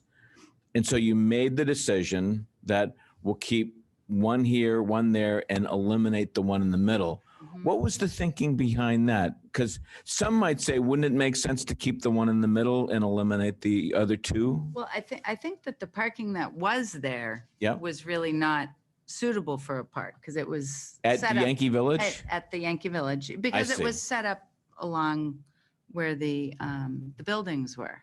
And I Right. think the idea really was we want a park, we want not to look at more parking, quite honestly. No, I understand. I mean, some might make the argument, get rid of the other 2 parking lots and just have the one in the middle with the Yankee Village. That way people can, some folks, it's the money. I see someone Gonna say I could giving do us the the money. money sign. Okay, Because I think the parking that's in place today is in pretty good shape. okay. So. we All might right, as so well that, leave that it. was, so the thing, I'm just trying to understand the thinking Mm-hmm. behind the plan. So it's, from a financial point of view, it makes more sense to eliminate the parking area in the middle, restore that to parkland, and sustain and keep Mm-hmm. the two on the Mill Creek side and the other side. Chase Brook. Got it. Okay, that makes sense. The other thing, I mean, it's not a complicated plan. It's very straightforward, getting rid of the invasives and putting native plant species there. The big project is the bridge. You might want to call it something a little bit different so that from a permitting point of view, it doesn't, when people think of bridges in a permitting process, they're thinking of Well, we huh? have been, it's a pedestrian bridge. There you go. Yeah. Pedestrian bridge, footbridge, something that connotes no need for lots of scrutiny. Let me ask another question. We have the funds in place now? So to begin the permitting process, I mean, and to do some conceptual design, put Yes. some permit applications together and begin moving forward on that side? Could we do that relatively soon? Yes. So we're prepared to do that. So if we give you the green light, the endorsement tonight, you can just literally march out and start working on that. Well, that's good news. Now, I'm assuming that in your budget, it's a little bit less than the full 800,000. It's probably, we're probably talking about spending what, upwards of maybe 100,000? Maybe on the. We were going conservative. We have $175,000 That's budgeted conservative. for Yeah, all of that. I agree. That's conservative. Well, so just to get on the record, I'm in favor of changing the name to the one that we just discussed, long as Yankee Village is gone forever. And I'm in favor of commencing with the permitting process and getting that process going as soon as possible. Great. Because I think it's time. Thank you. Dan? I agree. It's a very thoughtful, attractive development, or undevelopment, as you like to call it. For years, we used to drive down 28 and you wouldn't even know that Yarmouth was a waterfront community. And now, even now, in the current state, there are vistas, and it just adds so much to the quality and the beauty of our town. So I think this is just going to be one of those jewels that people are very proud of in the town. I was happy to see that you do interpretive signs. I was thinking of the quick reference cards, but to really highlight, the types of plants and wildlife that live in the area, and, be a bit of an educational component too. I love that. The aggregate, I noticed there was a guy on a wheelchair on the aggregate. That's friendly to wheelchairs and to people walking and walkers and whatnot? Okay. Curious, you mentioned that we're currently outsourcing the maintenance for the two parks. Is that simply because our own town employees are just not overwhelmed, frankly, in terms of being able to keep up with the maintenance over there? I think yes. Okay. Would there be any utility, do you think, at all of trying to form some kind of a volunteer group of people that might be willing to do some maintenance in something like this? I mean, we've involved AmeriCorps Okay. previously because, Okay. and it may be something that we can look at in the interim while we're working on the permitting, and we still want to make the place look as good as we can. Yep. Right. Yep. So I think some volunteers, I think members of the open space have gone down. I think it's maybe an insurance issue, and we probably just need to organize and collect. Yeah, because some obviously, I mean, liability waivers. upkeep and maintenance is an important consideration down the line. Is there any irrigation There's no anticipated? irrigation planned. Okay. It would be temporary irrigation, just to help the plants Okay. that are seeds and plants, to help them grow. I think it's extremely attractive and a real feather in the cap of planning and your department. It's really just a wonderful project and really beautify our town, and really goes hand in hand with what we're talking about in developing 28, and as well as in inviting in businesses that we want and land development that we want. Having little pockets like this that really emphasize the beauty of our area, I think is just really, really good planning. No, that's great. So thank you. Every time you are welcome. Every time I've visited lately, there's people there. Yeah. It's great. And they're out there enjoying it, just That's good. the way it is That's even. great. All right, thank you. You're welcome. Dorcas, I'm all for the project. Going back to wearing my community preservation hat, I was there for the discussions about the village, Yankee Village. Yes. We'll get another name for it. And what a lot of the discussion was at that time, and I really think it's very true, is like, this is the gateway to the 28 corridor. You have the bookends. You have this park on this end, on the west end, and then on the east end, you have Packett's Landing. And I think that it makes a nice transition into the town on either side. I liked hearing your comments about the fact of getting the bid before you go back for financing.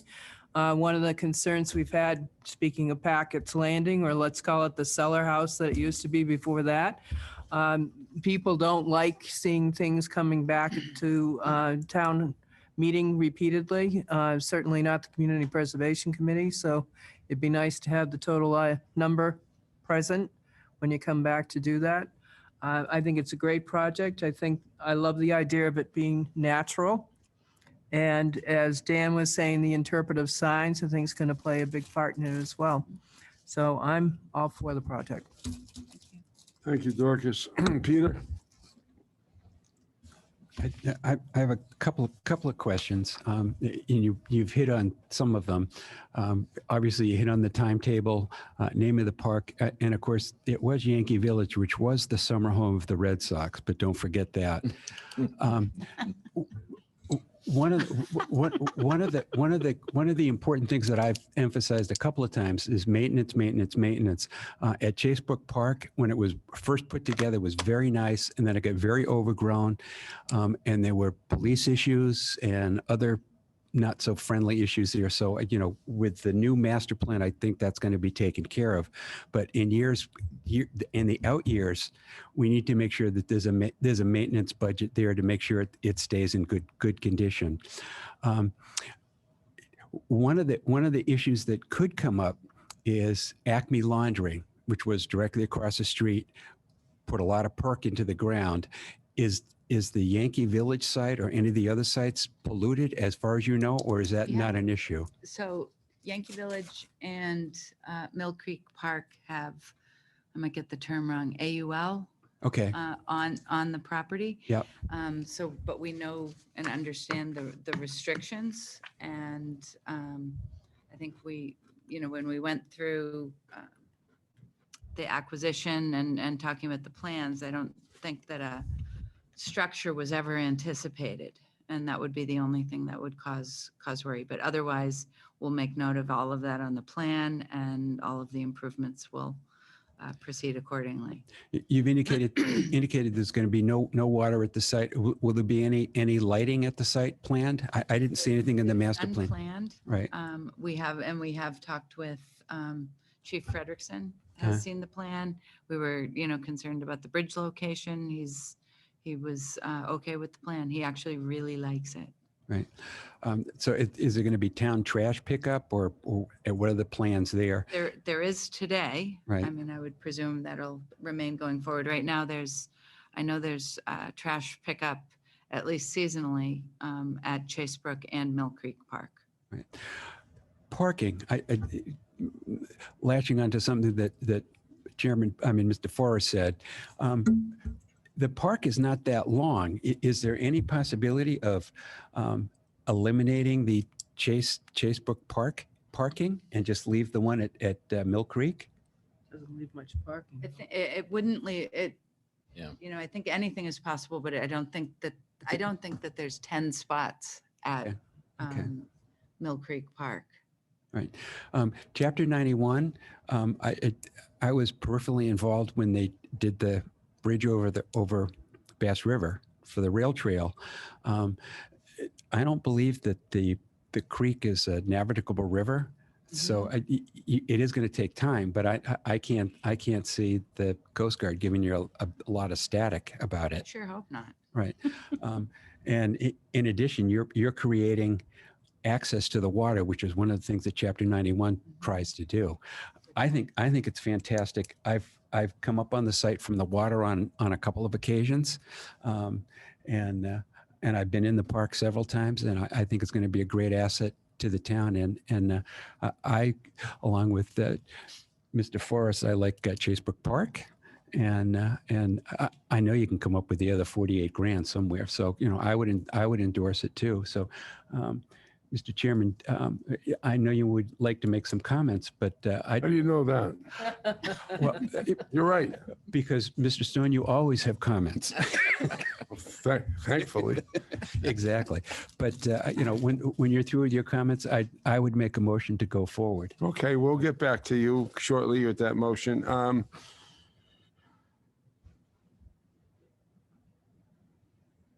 I think where I stand on this can be best represented by all comments really, but specifically Mark's and Dan's. I think many communities have developed near the waterfront. So when you drive through various businesses, restaurants, whatever, you can see the ocean or you can see rivers or whatever. And Yarmouth didn't develop that way.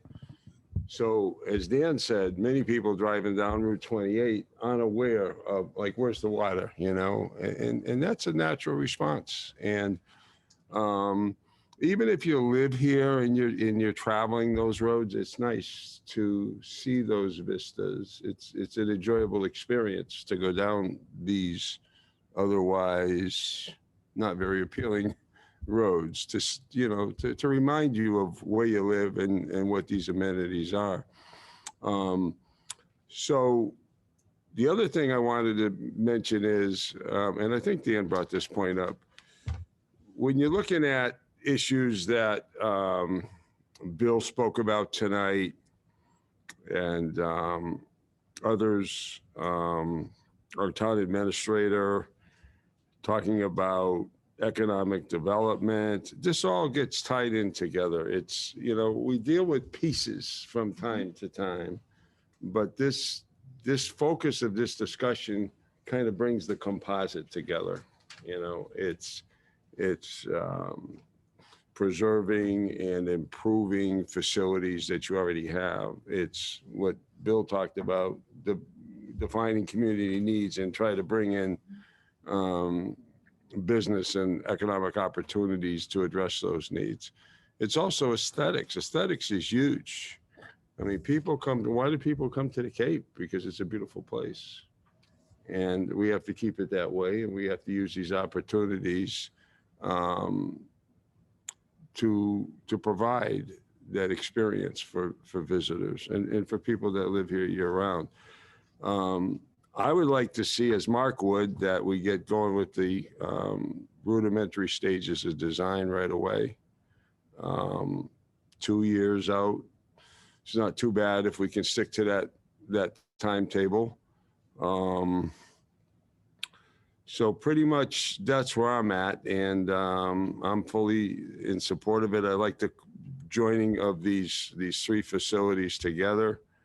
I think it's just a really wonderful planning concept, and and I think also going with native vegetation, something that's going to be high maintenance, something that's probably going to be more durable, it's going to survive. You get a lot of these more delicate plantings, it's very hard to maintain them, especially in conditions like we're experiencing today. The next thing you know, they're gone. Take all that into account, leave it in kind of a natural state, I think is a great idea for maintenance as well as the overall effect of it. So I am fully in support of it. I am going to defer at this point to Peter. I make a motion to, one, name the park Chasebrook Park, and two, to endorse the project to go forward with the funding that's available right now to commence initial permitting, especially Chapter 91. I second. All right. I assume when you're talking about the name, you're talking for all three. Correct, yes. So just want to make that clear so we don't have some issues down the road. And we're also making it clear that we endorse this proposed master plan. Correct, yes. Correct. All right. So everybody has that understanding. So is there any further comments or questions? No, seeing none. All those in favor? Aye. Anyone opposed? Passes unanimously by a vote of 5-0. Thank you. Thank you. Nice work. Karen, great job. Good job, Kathy. Okay, so Yeah. speaking of developments and potential developments and facilities and all that good stuff, we've come to Manic Middle School scope discussion.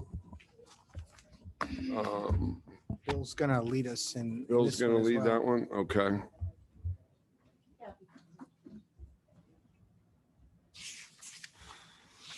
All right, so for this, we have our Assistant Town Administrator, Bill Scott, who is going to lead off the discussion on the Mattokees Middle School project or potential project.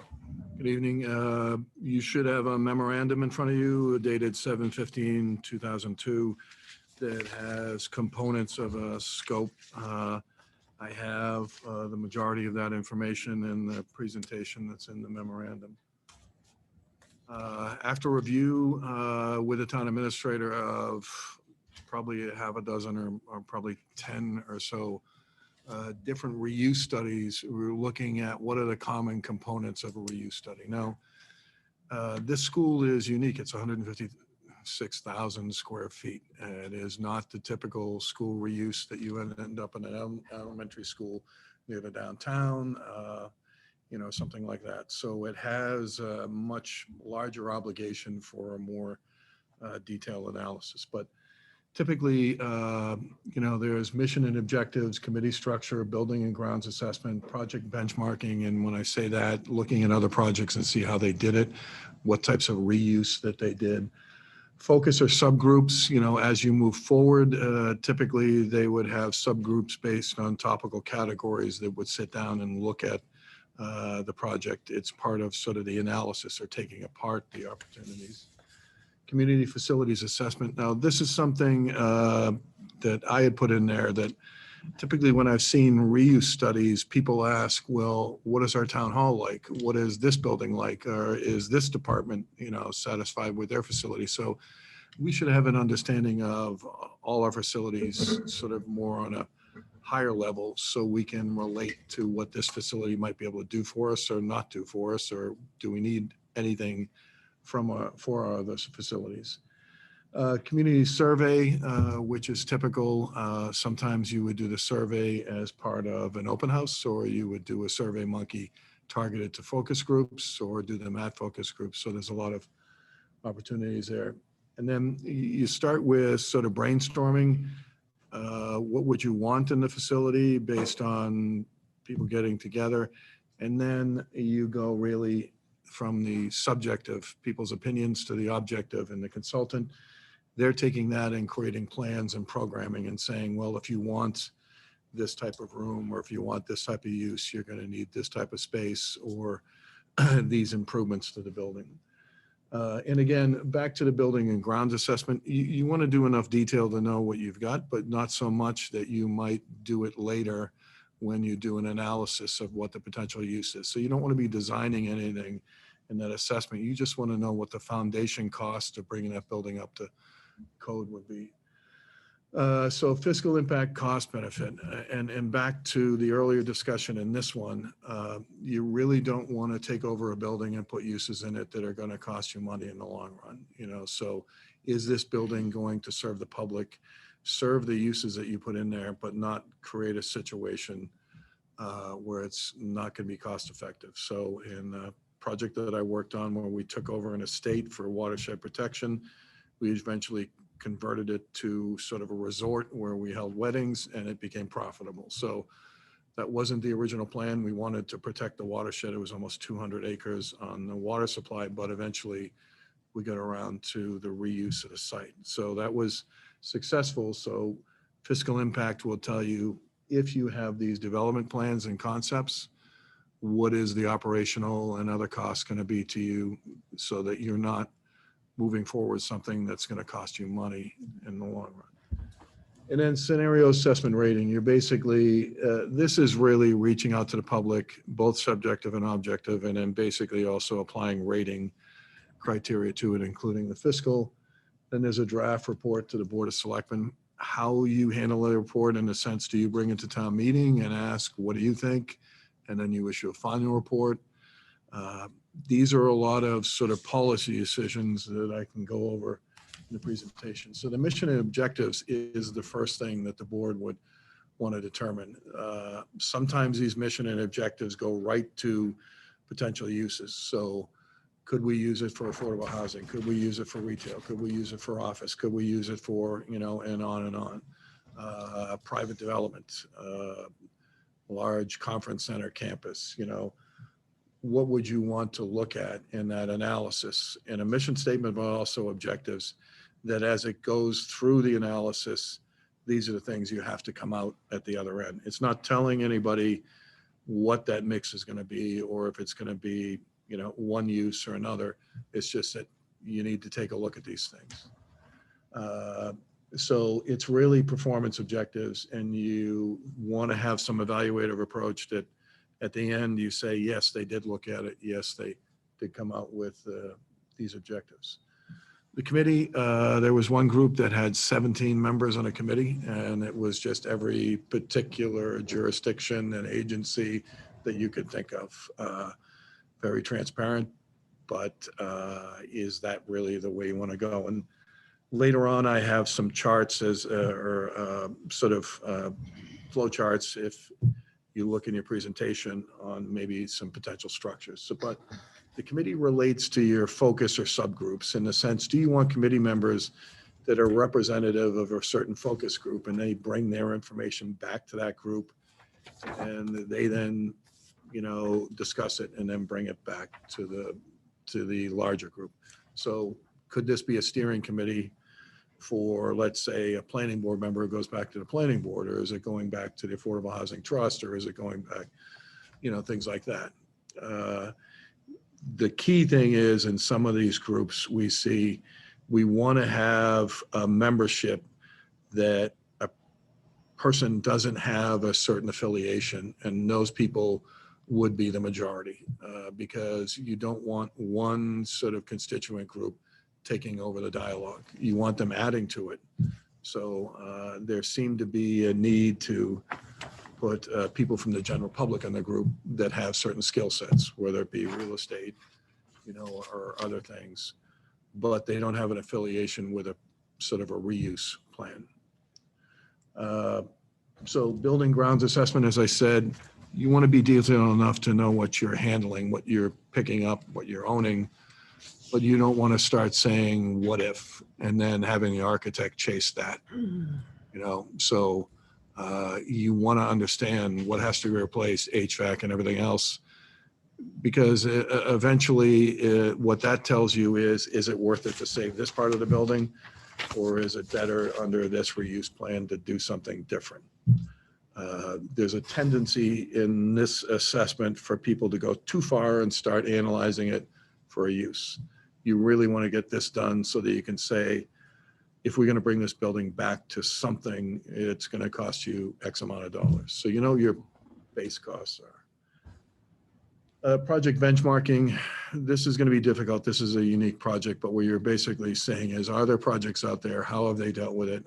You're not benchmarking for the purpose of process, because by now you would have figured that out.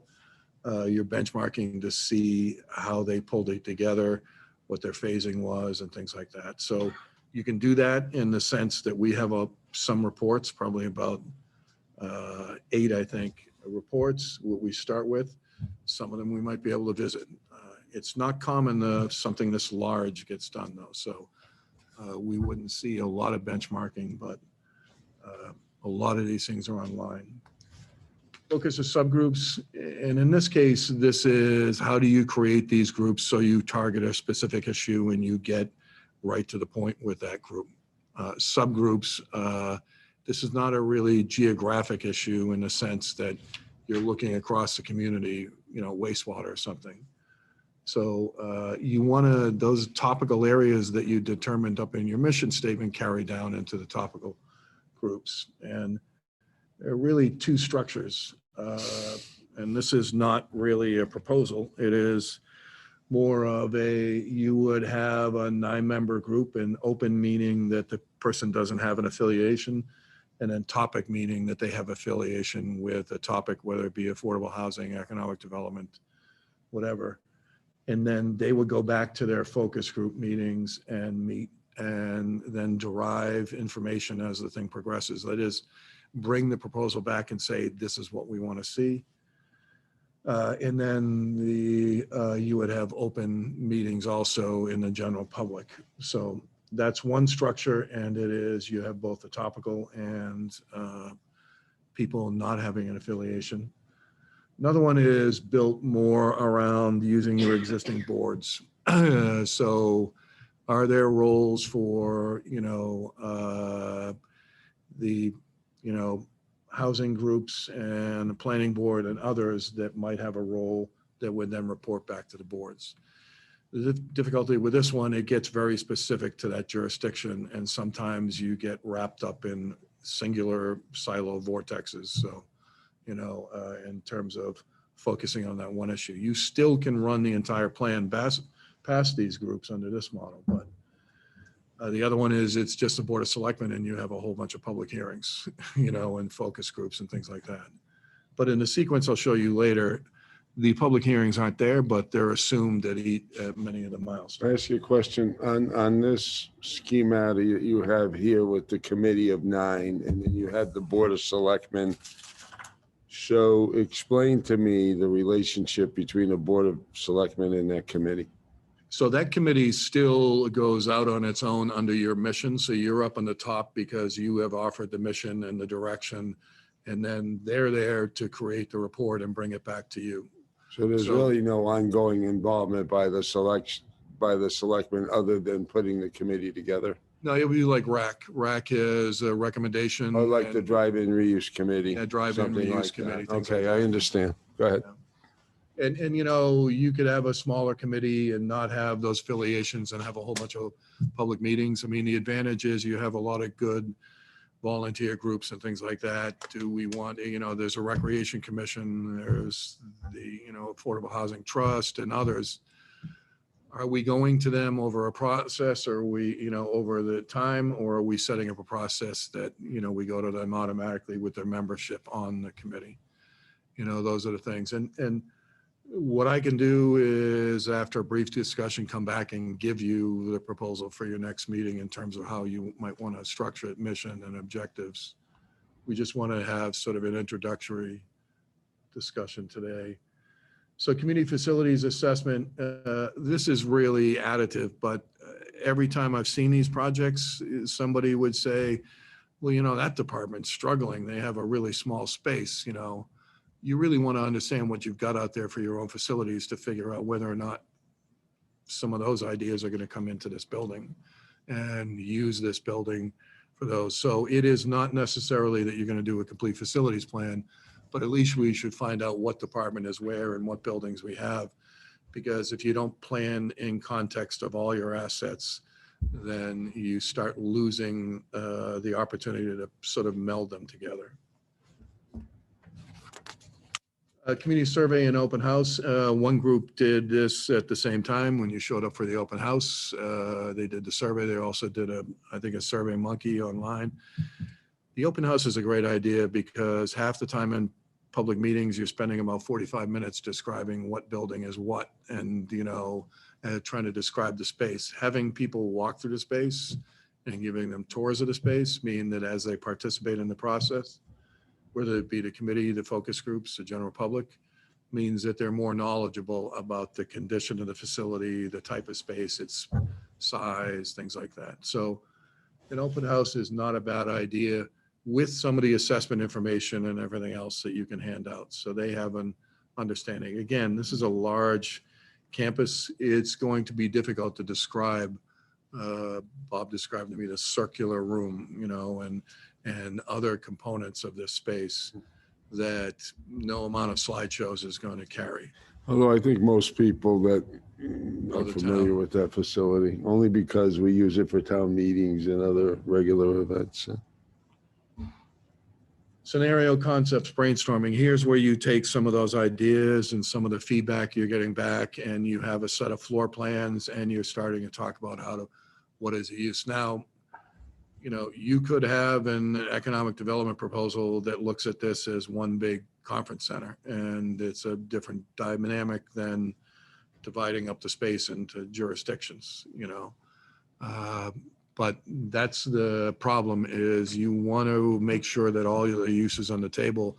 So it might be a use like that doesn't have a constituency, but you still want to run the analysis to, when you do the cost benefit, to say, can we do well in this and the sale of the property and the eventual revenue and the economic ripple impact to then be able to do all these other priorities of these other groups. So that's the issue with these kind of projects, is sometimes you have a use you might want to do, but it's not going to have a group that's going to basically be there saying we need this. And then scenario development is taking some of those brainstorming things and having the architect put together plans, concept layout plans and things like that. And that's pretty, the difficulty is this is an iterative process. You want to make sure that you can sort of look at going back to brainstorming and then going back to plans, because what you don't want to do is that statement, we're too far down the road to change now. Sometimes you get in a plan and you start, the architect's telling you this isn't going to fit, this isn't going to work. So you might go back to brainstorming for a little while, to go back and see how it works. Fiscal impact, cost benefit. Once you understand what you're developing, what the uses are, what the obligation of the town is and operations, then you're determining, can we afford this? If maybe you're moving some town facilities in there, what are you selling to be able to do that, to be able to overcome the cost of developing this site? What will it cost you in operation versus where that office was before? That's important, because, you know, you find people looking at these opportunities and saying, this is great, you know, let's do this. And then years later, they've got a boiler to replace, they've got an operational cost that they didn't intend, and they still got that other building that they haven't sold. So you really want to take a close look at this, and other land uses, what's the cost benefit of some of those land uses in terms of services. So this is not common, but this is a large site and it's going to have a fiscal impact. So you want to probably do this. And scenario assessment and rating, really you're developing plans and you are taking it through a public process. You're still doing that in each of many of these steps, but this is a step really you're saying, we like this, we don't like this, before you really ask town meeting for action. Draft report to the board.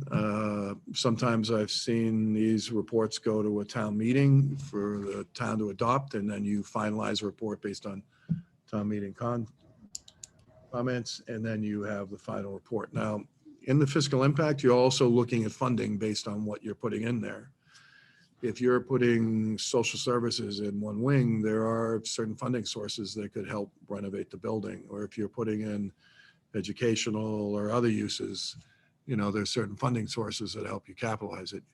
I don't think you're going to be coming out of this with a definitive, here's our cost estimates for the whole project, but at least you should make sure that the community is involved to the extent they're accepting of that, and that it's not costing you a lot of money moving forward. Now, this is a very rough idea using just those milestones. If you would interject public meetings in rows at appropriate locations, really what we want to do in August is a mission and objectives and committee structure. And then the focus subgroup structure would fall out of the committee structure. What we would do is develop the RFP for the consultant. If we're looking at a fall town meeting, we might want to have that RFP done with that consultant on board, or at least the scope done, so that we can cost it and go into town meeting. So that's a very quick turnaround on that. And then from there, You're talking about the RFP prior to the fall town meeting? correct. You'd have to release something really quickly. Yeah. And then RFPs are usually a 3-month process, one to write, one to issue, and one to contract. Of this magnitude, it means other RFPs are quicker, but it's usually one to write the scope, because the scope is complex, 1 month to issue and have them come back, and 1 month to contract. So that's why, if we started right away, we could be in October and November.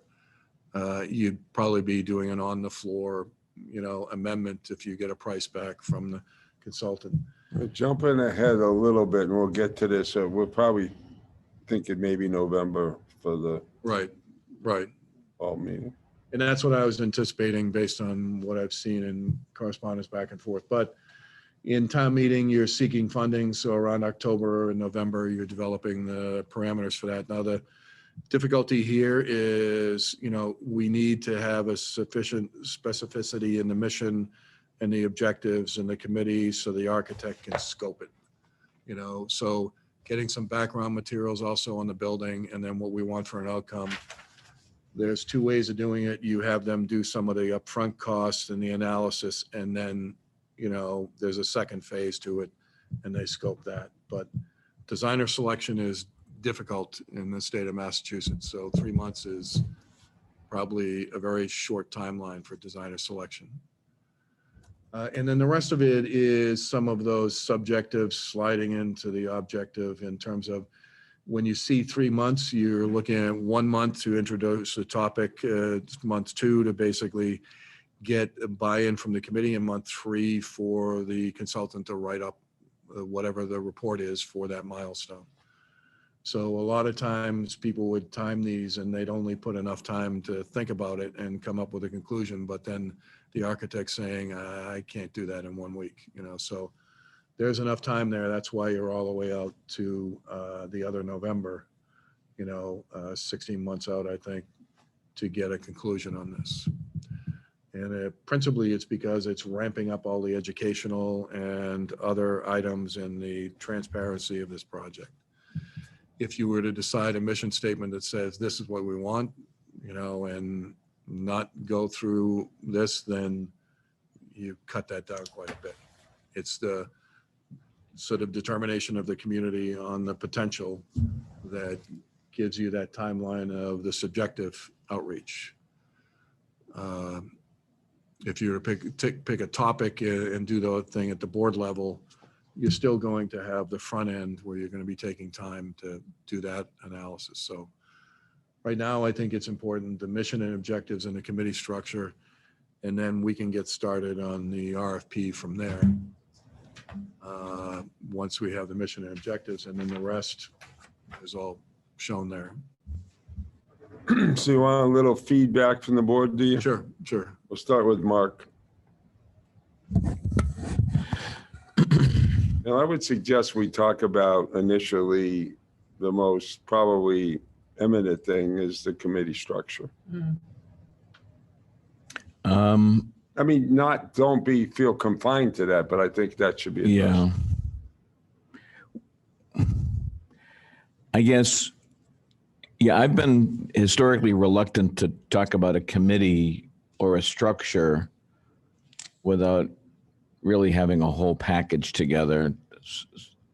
There's a part of me that feels that it makes a lot more sense to at least have funds set aside, a budget developed, and then at least begin the process of securing a consultant. And then while we're doing that, organizing or having figured out what we want in terms of an advisory committee. you could run those parallel. Yeah. The issue would be developing a mission and objectives that are specific enough to get a scope for a consultant. That would, and then irregardless of the committee, the consultant won't really scope Yeah. to a committee anyway. Right.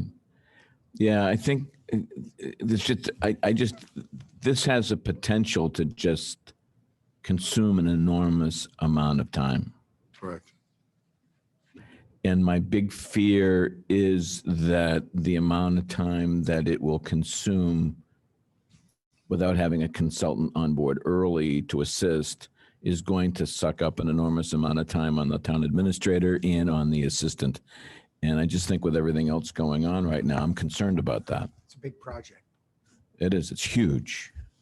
And so I remember the last time the prior town manager brought it up and he actually had started working on, I think he had a draft charge, and I had the same reaction because back then, the folks that we had in town hall that would be responsible for doing most of the work, I was very concerned about burning them out.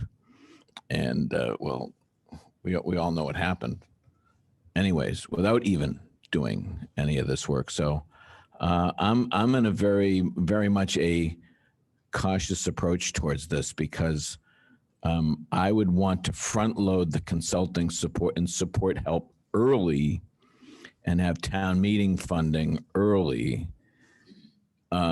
because otherwise I just have this vision of Bob and Bill, particularly Bill, literally spending an enormous amount of time helping us put all these pieces together and getting all this going. And that's going to be much of what he does. So there's a part of me that would prefer to, and again, I'm thinking outside the box here, but there's a part of me that would prefer doing an RFQ for a consultant that's done this work, for advice and guidance on a reuse initiative, and then negotiating an initial scope with the right consultant, the right firm that has done stuff like this, that we're confident can provide us the kind of help and guidance that we want and need. And I would want to see a significant amount of the burden of helping guide us and piecing this together be on the consultant. And then after we come to some terms on a contract, there's a part of me would want to take that to a town meeting. So before we sign anything or go forward with anything, we have a request at town meeting to do a study and set up a committee to work on the reuse of it. I think, quite frankly, if we go in that direction, we may be able to get something in time for an article. We could do an article as a placeholder and then be prepared for town meeting. If we did something a bit more formal and a bit more structured, that might be, we might be pushing the envelope. Does that So make any what sense? you're basically, it's quite possible is you're doing a feasibility study to determine the scope of the project and the potential for the site under sort of a list of land uses. You're flipping the chart and you're saying, here's what I, as a professional, would think you could do here. Then you establish a committee to look at it further and say, okay, based on this report, which direction we're going to go. And that's quite possible. And to your point, it is difficult to do this from a, let's everybody look at it with a lot of science in front of that. Right. Because the opinions are going to be flying in here, and how you get it, how you scope that for a consultant is going to be difficult. So you would do a reuse feasibility study under options chosen by the board. Then that study goes to the committee to say, okay, figure out which one of these is the most effective use of this site. And then that's when people come in and say, oh, they have a component for affordable housing, or there's a good economic development component, or that you're just going to have to narrow. If I could just interrupt, Bill. Yeah. Yeah, once you have some initial assessment of Right. options, then that's when you can really begin the public involvement phase in earnest. Right. Where we've had a consultant, we had a committee, there's a range of uses, and that's when you begin public involvement, community surveys, and a whole range of things, but you're giving people something to react to. Again, my biggest fear in all of this, Mr. Chairman, is the enormous amount of time and energy that a project like this requires. I'm very concerned about it diverting attention from the other very important initiatives and things that we have going on in town, particularly the wastewater. I sat in for the Water Resources Advisory Committee meeting the other day. There's just a lot going on and a lot that needs to be done. And I'm just nervous about a situation where we're juggling too many important projects. My recommendation is to bring on the added capacity earlier rather than later to help carry the load in implementing the components of this. And that would be my approach in working on this. And from that perspective, what you're doing is you're saying, here are 4 or 5 scenarios we want you to look at, and they're coming back with those scenarios, and then it goes to various groups or committees to say, we like this or we like a mix of them. And the advantage to that approach is you get to some of the definitive information earlier, because you could, start swapping out land uses in parts of this building forever. You need to cut it off at some point. So to your point, what you're doing is taking some of the lower end decisions and moving them up in the front, and then letting the public take a look at what has been developed as a feasibility study. But the board is making a determination, possibly with others, on what are those land uses you want to incorporate here, and having the architect go right to it. And doing relatively simple, master plans where the other thing you have to, and I mentioned in the memo, is there's a school next door, which is sort of, being looked at for other locations, or there's been discussions there. So your campus planning has a much bigger component if something happens at that school too. So I can structure this for that type of approach, where you're hiring the staff early and getting some of the results early based on definitive scenarios, inclusion of scenarios, and then come back to the board with, that type of structure. Well, those are my thoughts. I'm obviously very interested in hearing what my fellow board members have to say. But like I said, I'm very nervous about this project being all consuming and having an impact on our ability to do other things. Sometimes we have a tendency to dive into projects and then deal with the consequences later.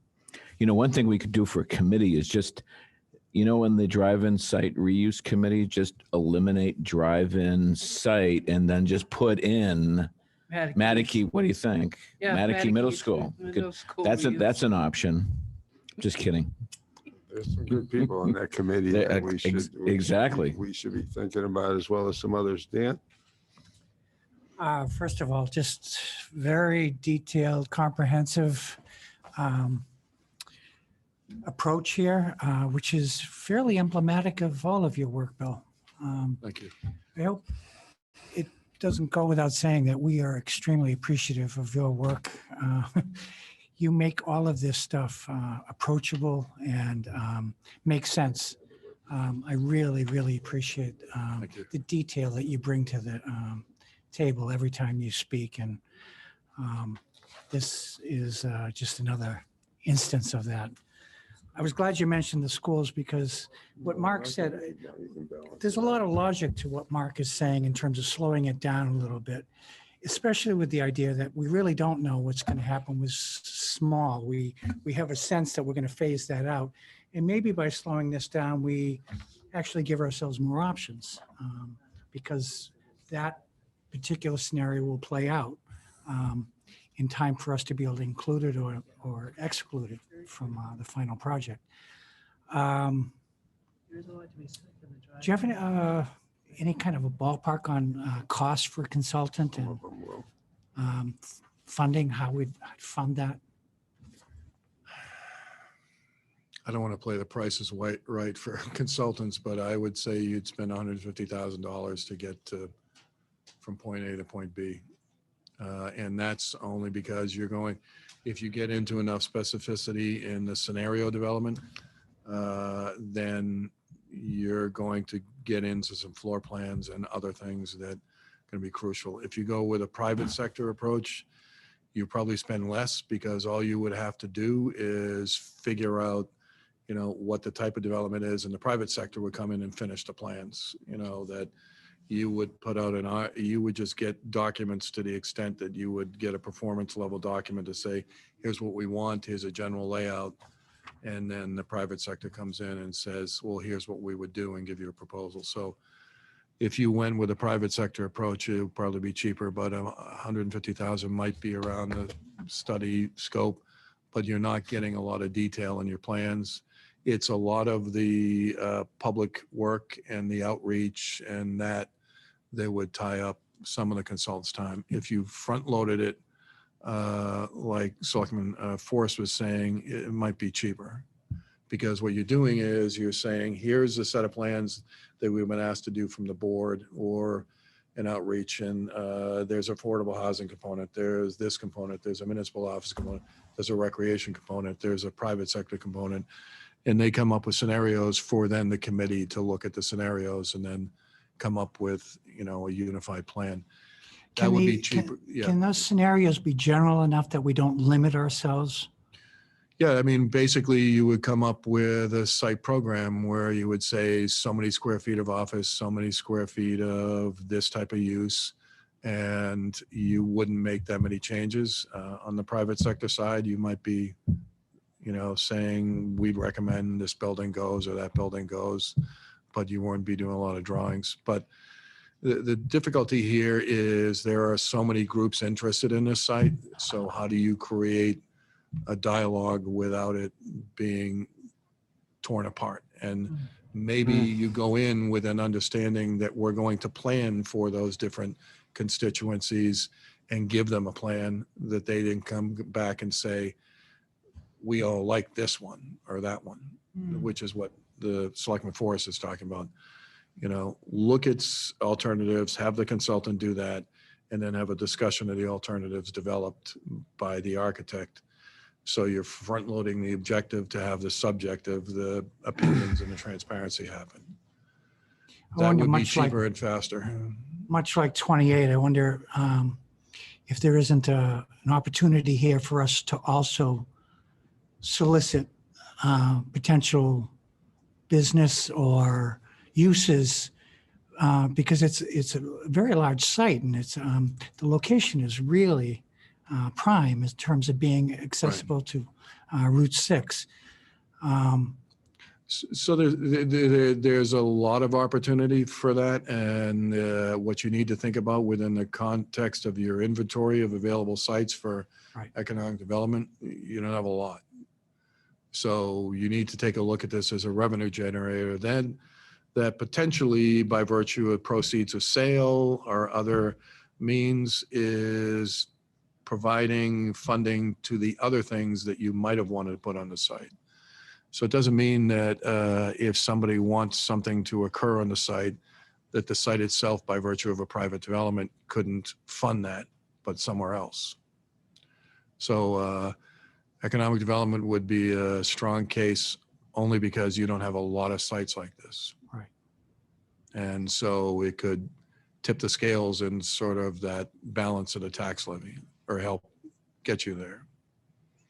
And I'd probably extend the DIF district all the way up to here just to grab the increment. Okay, that's all for now. Thank you. Dorcas. Well, I agree with Mark Forrest and what he's talking about, that this could end up being an all-consuming project. We already are hearing from very many members of the public are lining up with what their opinion is as to what should happen with this building. And there are some valuable assets located at this building from a recreation perspective. The fields, become a very big issue. The auditorium, which is used now for our town meeting. So The gym. I like the idea then that we structure it so that we start with the consultant, feed him all that information and see what actually would be in the town's best interest to do for this project, and not get waylaid by all these different groups that are going to be out there.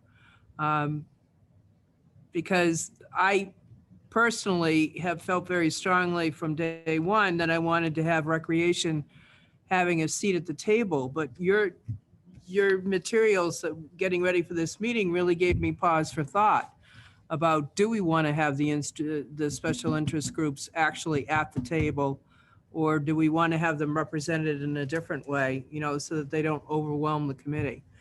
There's a lot to be said. And like what Mark Forrest said, wastewater, of course, has to be our primary focus.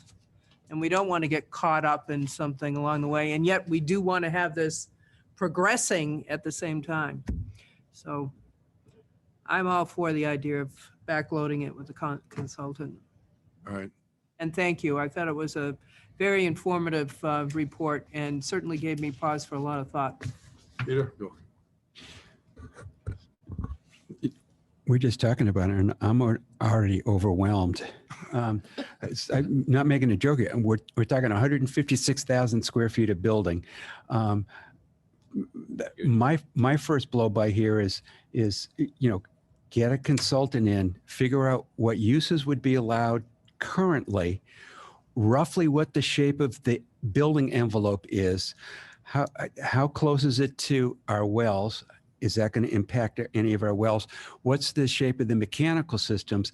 Is any of this building worthwhile saving, or should it just be raised because it's in such bad shape? For instance, it's got single pane glass everywhere, just as a start. So, oh my God. And then there's the Emmy Small School next to it. Emmy Small School is right next to it, so if somebody comes back and says, I want to put a smelter here, that clearly would be off the table. There's so many things here. And Chairman Stone, with your usual cogent comments, maybe you can bring this all together for us, because I'm my concept is to get a consultant in there, at least not have someone go through the entire building to say, X, Y, Z is wrong, but just get a rough idea. And then we can put it out to the public. Because, I don't think we should restrict it to municipal uses. It should be, I think private should be in there as well. Absolutely. Or if we, maybe half of it goes to private, half of it goes to municipal. If I may, Mr. Chairman, I could write up a scope based on some of the discussion. You haven't heard from me yet, Oh, I'm sorry. Yes, so sorry. keep your hand in your pocket. I do agree with Mark to the extent that I think early involvement by a consultant is beneficial. Where I think we disagree, I don't think an outsider should be developing the potential uses of that property. I think it's a community asset. And I think the people of this community, through a well-configured committee, should explore those opportunities in conjunction with a consultant, very much like the Drive-In Reuse Committee, in the way they've worked with town staff and others to develop the Riverwalk Park. That is the outgrowth of people who are invested in the town of Yarmouth. It's not somebody coming from outside saying, here's what I think you should do. I'm opposed to that approach. Secondly, I'm not so sure that people with particular expertise and knowledge of the facility are special interest people, as Dorcas has described them. I think recreation clearly should have a seat on the board. They have those fields out there that are being used recreationally.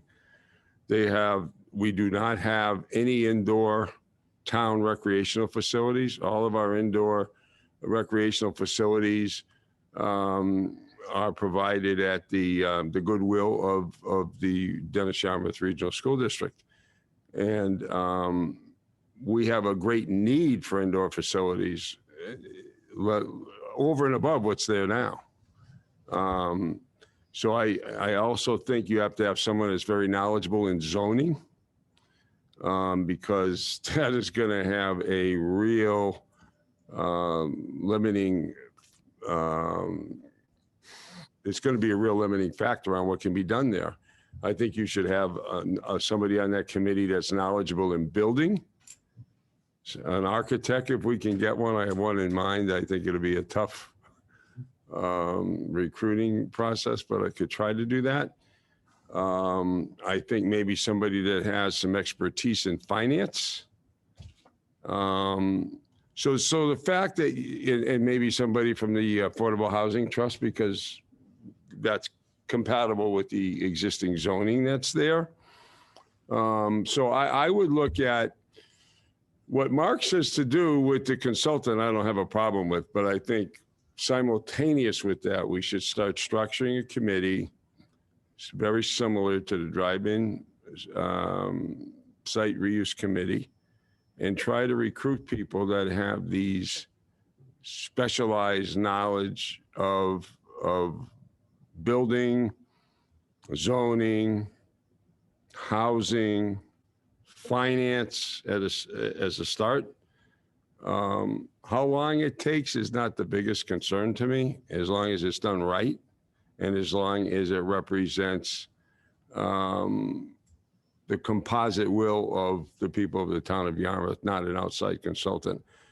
I don't want someone coming in and talking to me, and I've lived here my whole life, almost my whole life, my children born here, saying, here's what I think's good for you. Here's what I think's good for the town of Yarmouth. Here's what I think the recreational interests of the town. They don't know.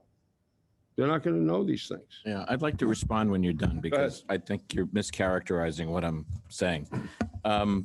There's an enormous amount of information that needs to be pulled together with respect to the facility itself. As Selectman Smith mentioned, how much of the facility is actually usable? We're not going to have a committee that we want people to go up and inspect the HVAC system. We will need a consultant, experts that can actually assist us and figure out how much of this particular facility actually has value and is usable. I'm very nervous about having committee members with their own stakeholder community being at the table and helping shape the options and the agenda, because actually one of the reasons why I mentioned the drive-in site committee is because they purposely don't have those people. These are folks that don't come to the table representing recreation. They don't come to the table representing a particular interest. This committee that we put together actually does more to represent the town in the broadest sense, and was in a very important position to help facilitate a decision-making process that addressed particular uses.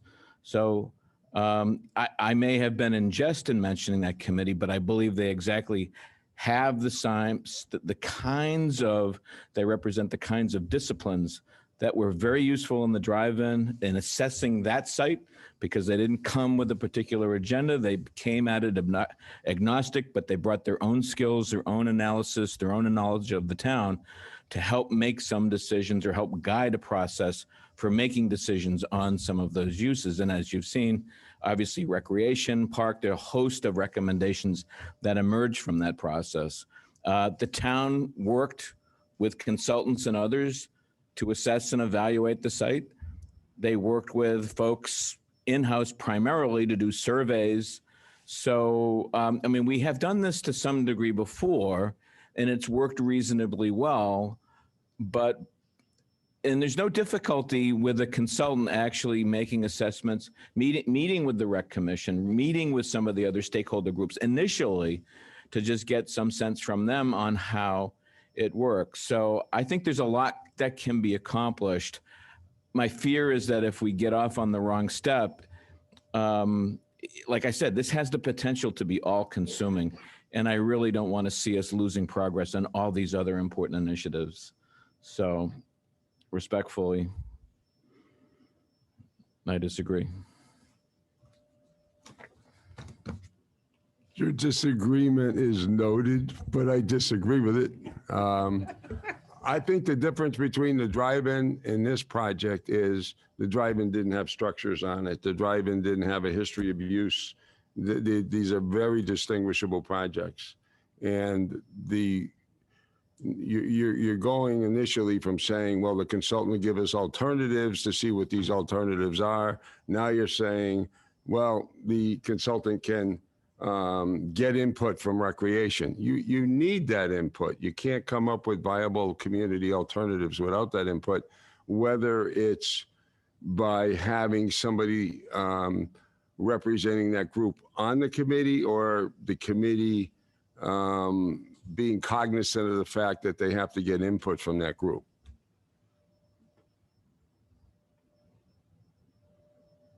So there we are.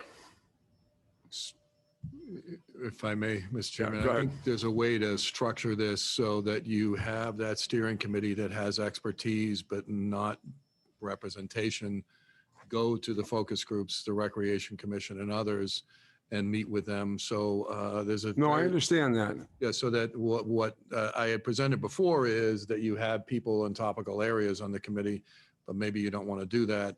The CIP, Capital Budget Committee, has a great process where they have liaisons with departments that work out details on incoming capital projects. Maybe your steering committee that is more about expertise, real estate and architecture, whatever, then has liaisons to the Recreation Commission, liaisons to the Affordable Housing Trust. And I don't have a problem with that as long as we're assured that we're getting that Feedback. expertise and that community input. Community input is critical here. This is a Yarmouth facility. The taxpayers own this property, and it's potentially a big project. So I'm in agreement with Mark. I would like to look at the personnel on that committee on drive-in reuse and start there. I think they're an excellent committee. And if we're going to say, okay, housing and recreation aren't going to be members of the committee, but certainly it's going to be recognized that they're going to have input and that they're going to be consulted by the committee members because they are basically stakeholders in this project. I think just from a zoning standpoint, they're stakeholders. You're not going to be able to go into a residential district like that and just do all kinds of commercial projects. You can forget about that. That's not going to happen.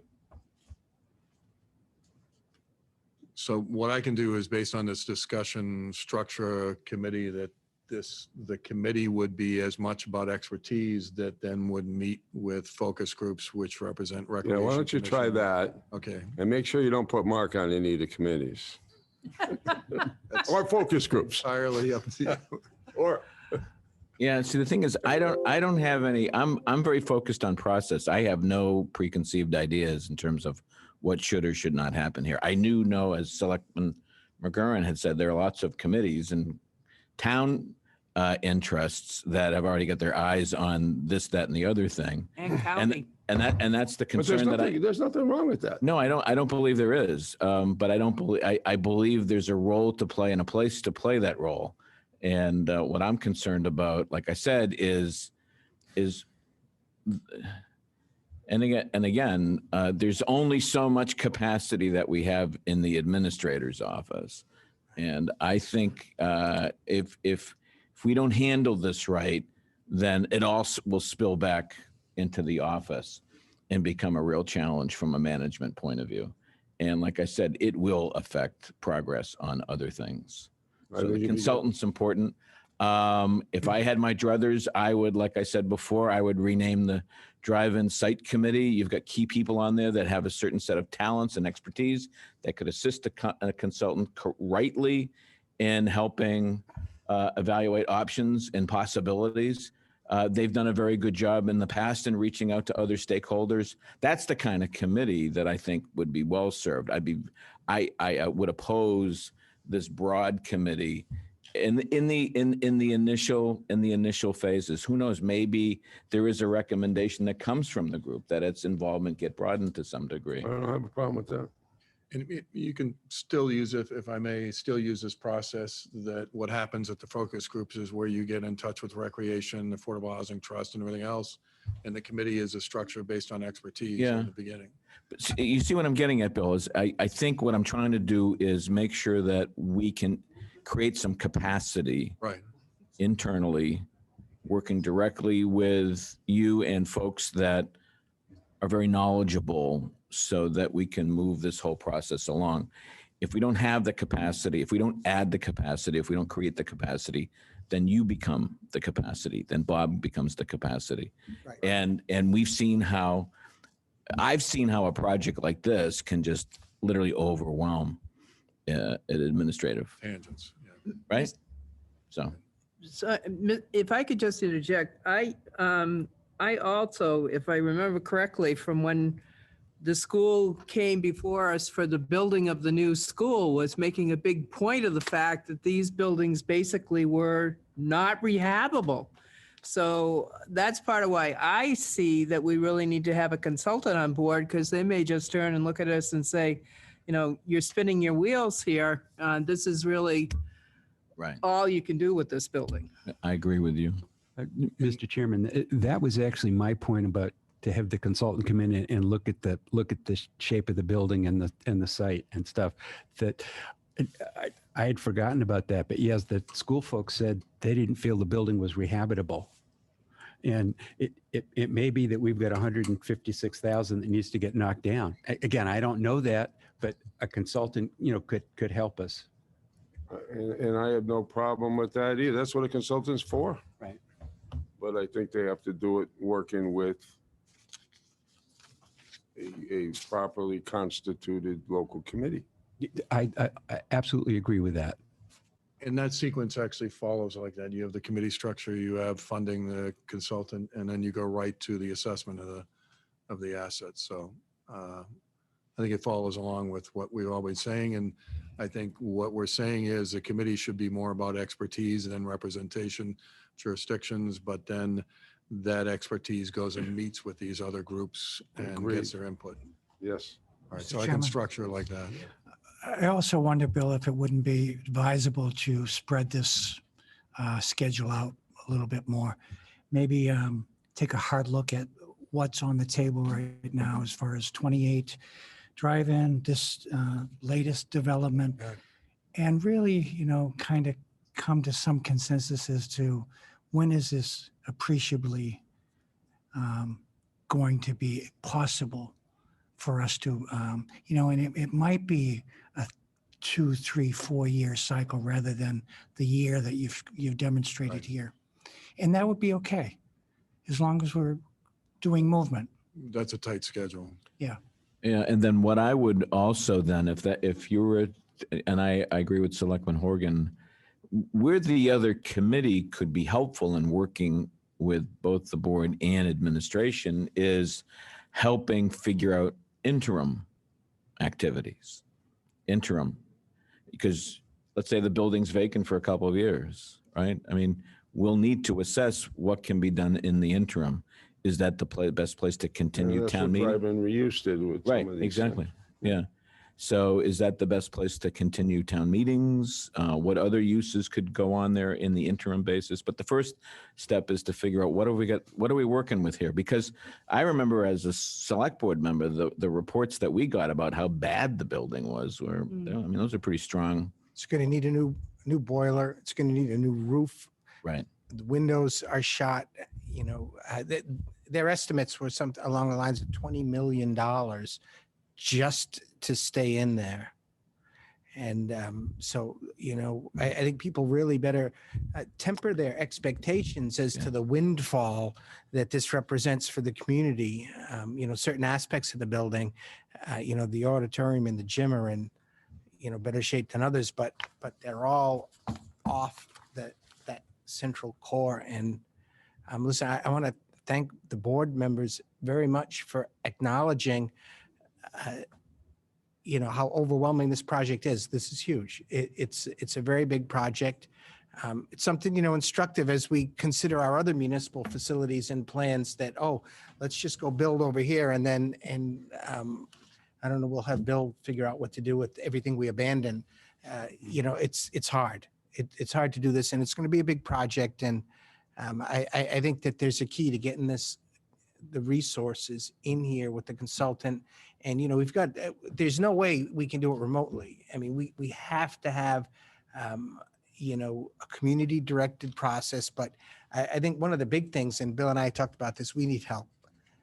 We're going to need a lot of technical help. You know, and let's get the process rolling now and hopefully get some of those funds in place. And there's, you know, there's resources out there. You know, at least, you know, we have been reviewing throughout the Commonwealth what communities have done in reuse, and it's never an easy process. Mr. But Reed, Dorcas. In the meantime, don't forget about those fields. We still can be using those fields because that's one thing in town that we really don't have enough of. And the gym. And the gym. No question about In that. the auditorium. All right, I want to, you have a clear understanding of Yes, I where do. we are. All right, I want to move on then. Thank you very much, Bill. Welcome. Discussion of the change of polling location precinct 3. Mr. Chairman, Oh, if I you- could make one more go ahead, comment on the last item. You just made the comment that the school committee perhaps had some budgets of $20 million. Were they just on the back of an envelope or just? No, they did an Obvious- analysis. There was clearly they looked at all their options. Well, if we have that information, that We would be great as a start. Yep. Right. Great. We have Thank that you. information. It's in the. Mr. Chairman, I'm sorry. Dan I'm sorry. That's to okay. interrupt. So let's Yeah, go to I got the study too. change of polling precinct 3. Who's going to do, you going to do that or is Bill? No, we have Sue Reagan here from the Okay. town clerk's office. Good evening. Good evening, Susan Sue. Regan. I am the Assistant Town Clerk to Mary I Maslowski. knew Mary couldn't be here, but I didn't realize that you were going to stand in for her. Sir, yes, sir. The letter was sent out from Mary to add precinct 3 to our location at the senior center for same logistical reasons that we had to change, adding some of the other precincts. Are there any concerns? Precinct 3 is town hall, right? Precinct 3's town hall presently has 2,381 registered voters. How many? 2,381. 2381. Why move them to the senior center? What's the logic behind that? The primary logic is that the more precincts we have in one location, it's easier to serve the voters. If we have a precinct that's a little more crowded than the other, we can move our precinct workers around so that they can assist throughout the whole building. And it deters the voters to have to wait. So you want some input on that from the board? Is that If you'd like to give some input, that'd be great. Mark? Thank you, Mr. Chairman. I had actually talked about polling with the town clerk a few weeks ago because I was concerned with the November elections, whether or not by putting all the polling at the senior center, we weren't creating another problem, congestion, in one site. And I identified some other potential locations that I thought might have some value, but needed to be studied by her. And I gave her that information. That's the thing that worries me is cramming all this activity. Now, the caution that she mentioned to me was that what's been helping and what should mitigate that concern that I raised is that we're seeing more interest in the mail-in voting. Absolutely. That what's happened is that number, and maybe you have those numbers with you tonight. Don't tonight, but I do know that we pretty much all received our cards in the mail over the last weekend. We've already received 250 cards in Already. 3 days. So that's 250 people that have already asked for their November ballot They've asked for September and November. and November to get them in the mail. I believe it's going to grow. Now, in the last national election, wasn't the number fairly huge? 11,000. So it was like, what, half the voters or more than half? More than half of the voters did either an early voting or they either came in to do early voting or they did Right. the mail-in voting. Right. So this is what the town clerk was telling me when I came in to visit with her. She told me that she's looked at the senior center site very carefully, and she thinks if the mail-in voting is approved and it's in place, that she thinks that we can get through it. Now, she's done a fair share of elections. She has. She's pretty sharp. I was inclined after that discussion to go along with the recommendation, just based on what we anticipate to be a huge demand for mail-in balloting. So that was I agree. the gist of my conversation, which I want to share with my fellow board members, and how that discussion went and what she had to say. So I just wanted to get that out on public. I don't know if there's anything else Thank to you. add to that point. Not necessarily, because we, Mary and I work really closely together to make sure this gets done. Being September is the primary where we have to utilize another precinct, the 8A precinct. So we're going to put that into a separate room. That only has 418 probable voters for that day. So we would not have to do that during the November election because we can keep all of them on the same floor. Because 8A will vote with 8. And you think the parking situation is not going to be a problem? There was not one the senior parking center. situation with our last local election. Okay, well, that's a different, It your is. turnout is what, 8% versus It in is. the next, again, that's, let me also point out, this November, it's a statewide election. It's not a presidential election. It's a statewide election. What's the anticipated turnout in a statewide election? Isn't it closer to 40, 50%? The last couple of times it was in the mid 40s. Yeah, so it's like half. But I do believe that more people vote because we mail them that ballot. Yeah. So it sounds like, at least based on my discussions with her, she was saying that we can do it. Now, if this were a presidential election, she said to me that she's not nearly as confident, and that would require some more analysis. But for the statewide election, I think and with the percentage of voters going after the mail-in ballot, she felt pretty comfortable we could make it. So there you go. Those are my comments. Dan, your input? Same issues, congestion, traffic. No issues were experienced with the last election. With our local election, not one issue. Okay. Yeah, I mean, I'm supportive of trying it, at least for the November election, and re-looking at the issue in terms of the next presidential election, because I would agree with you. I would like to see what the percentage comes in with people in November. maybe we do voting a for the survey state. of other potential sites. What is it about is there anything about this particular site that's problematic other than you want to have everybody voting at one place? Well, the ultimate goal would be have all 9 precincts in one building so that we can operate much more efficiently. Well, having people here is not a problem Where do they because vote? we do Down early voting here, here for 10 upstairs? days. It's in this room. It's in this They have to room, come downstairs. We have the elevator, of course. definitely. Okay. All right, thank you. Dorcas? Sue, having been one of the voters that actually voted at the senior center at the last election, I guess, can you walk me through, please? Does everyone come in just one door Yes. to vote and then? Oh, yeah. The flow is come into your precinct, vote, go out to the outside, to the ender ballot box, and come back around and exit at the other door. Okay, and you don't feel that having 3 precincts coming through one door is going to pose a problem for November? I don't believe so. We're going to have greeters at the door also to assist people to make sure they get to their precinct quickly. And so then you'd have, instead of the 2 rows that we had at the last election, you'd have, There will be 3 8, there would be 8 rows.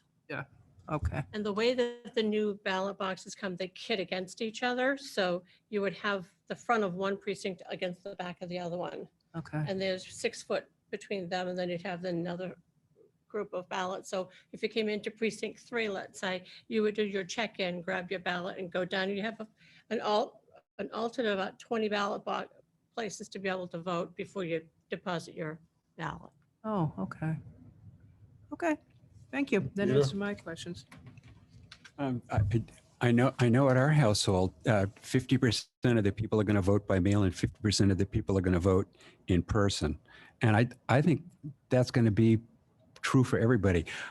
I am worried about if we have everybody at the senior center and it doesn't really work out, we got to move it later on. I think constancy is real important when it comes to voting. And I obviously can't predict what's going to happen in 2024, but if it's like the last election, there'll be a lot of people voting. How many people voted by mail in the last presidential election? Just 11,000 mail-in ballots came in, and what were the total number of just over 18. 18? So over half. Over half. So Okay. about 8,000 Right. people voted live person. The other 11,000 came in on voted ballots. Yeah, because I voted by mail in the last go around.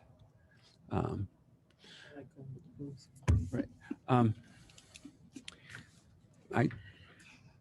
I guess I would go with Mary's recommendation then, but I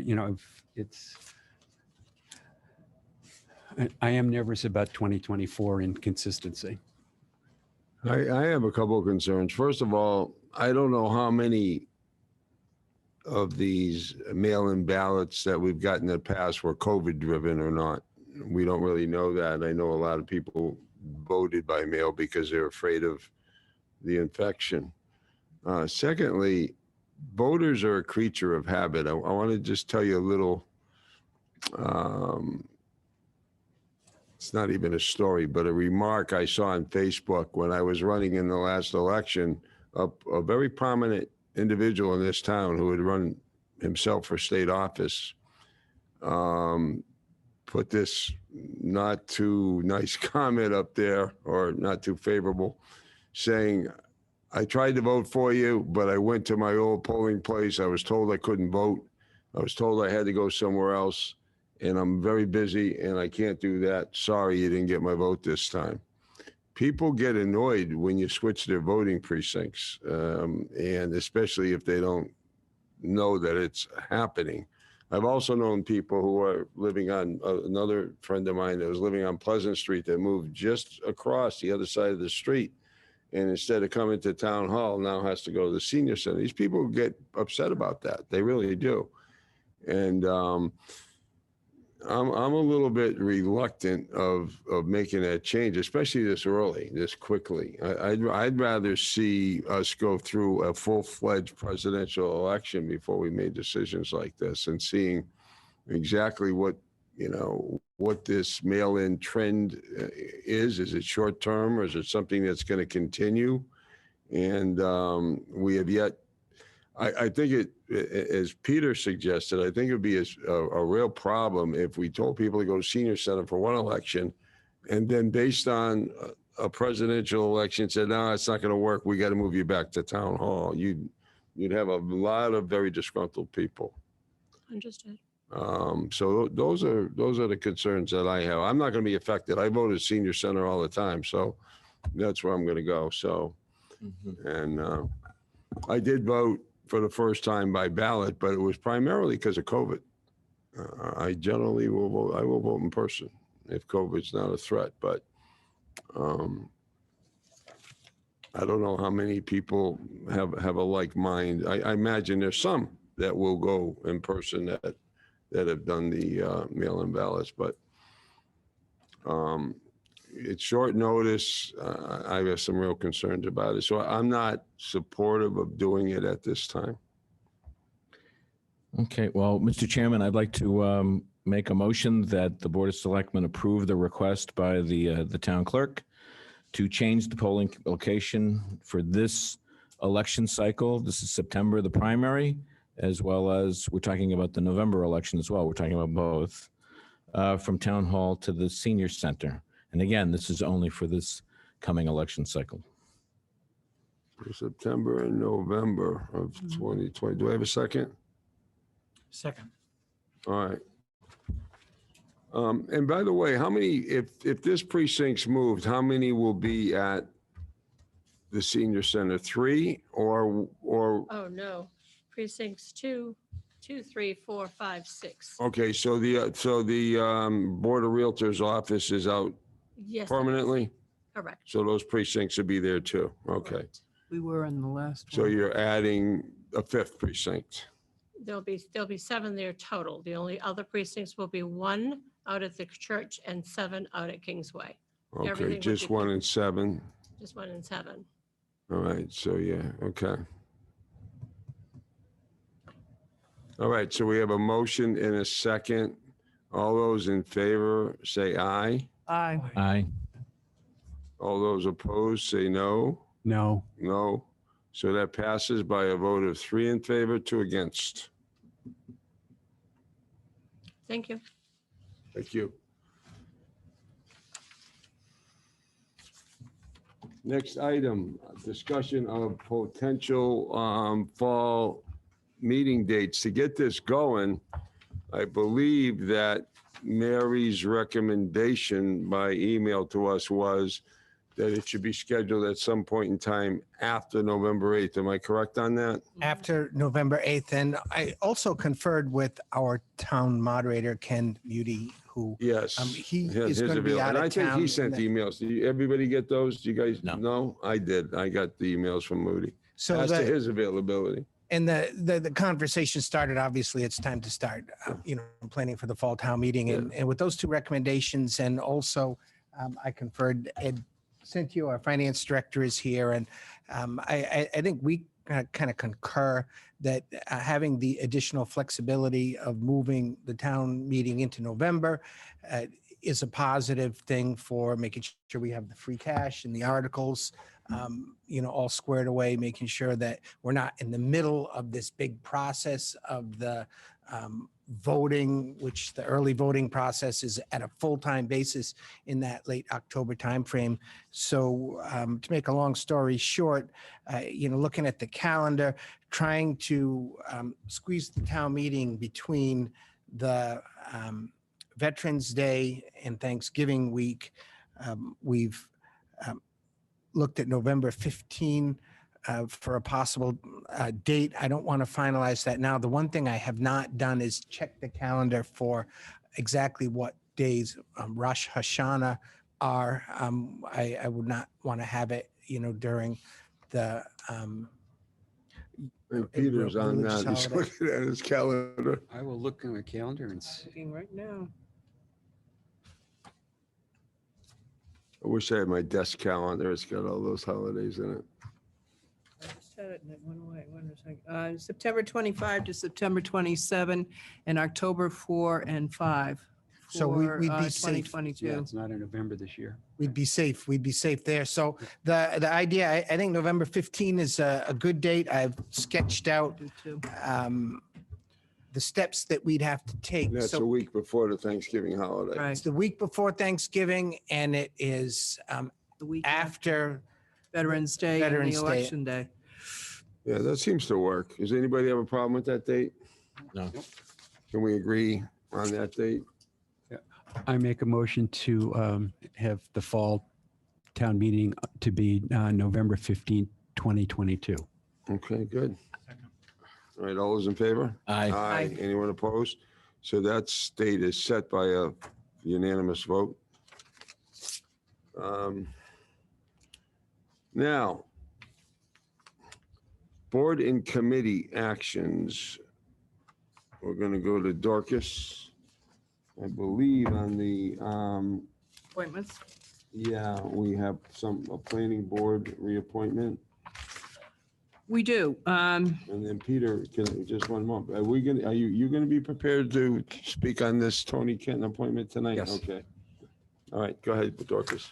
Okay, we have currently 2 open positions for the planning board, and we have 2 recommendations of reappointments, one for Joanne Crowley, one for Chris Vincent, to be regular members of the planning board with the appointments for 3-year terms that will run through July of 2025.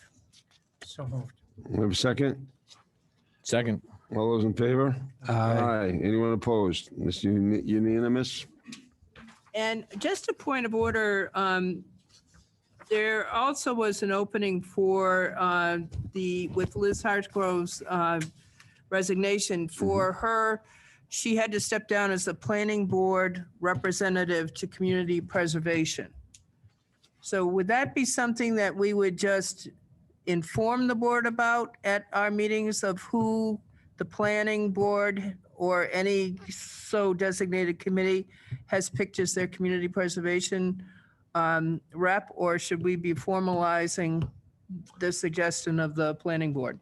I would get their input. Yeah, I think in the past, we've gotten their input. They've made their designee and we've just basically approved it. Yeah, that's the way to Okay, do it. so on that score, then I would, the planning board recommends Joanne Crowley for the position of Community Preservation Committee. Second. All right. I get a point. That's not necessarily on the agenda, so maybe we should get that on the agenda so we don't. I think that's a good point. Run into I think, that other Let's problem. do that the next Okay. meeting. Good. See, I'm learning. Okay. That's a good point, Peter, because we do have watchdogs out there that would seize on something like that, believe me. Okey dokey. So and it's not anything of any. Well, we do, critical- Mr. Chair, excuse me, Mr. Chairman, it does say on our agenda, committee reappointments. Well, yeah, you're right. It doesn't have that on there. Okay, I take that back. I think we were Yep. putting in the appointees because of a Right. past Yep, they were being reappointed. There's- allegation. So given that that's the case, I think the safest thing is to Yeah. defer on it. Yeah, I Let's agree. talk now about, let's go to Peter on the appointment of a Tony Kent Arena Board Yeah, member. one apology. I was hoping that the bylaws of Tony Kent was going to be delivered to everybody. I have it, and the key thing in their bylaws is talks about who's going to be a member and how it comes about. And the section that potentially deals with us, and I'm quoting here, says one individual from the town of Dennis and one individual from the town of Yarmouth who may be selected by election. Election is not defined, so I don't know what that means. Or by appointment or at the discretion of the selectmen of the representative of the towns for the purpose of serving on the board of directors of the corporation. I think I can't recommend that we do this. I think it should be done by their election, and their bylaws are unclear to me as to why we would be involved in this at all. So my recommendation is not to recommend that we appoint this person. We've been reluctant in the past to appoint people to other than town boards, because when you do that, first of all, there's a question of, do you really have the authority, even though this particular board has their bylaws, it's not part of town government. And secondly, there is a concern about liability. If that person, especially if the town never had any authority in the first place to appoint him and something happens and it comes back on the town. So the town's been conservative in that regard. There's been other nonprofit agencies that have asked us for appointments, and we declined to do it. Not to be difficult, but we just don't feel we have the authority to do it, and we want to avoid any potential liability. You want to say anything else on that?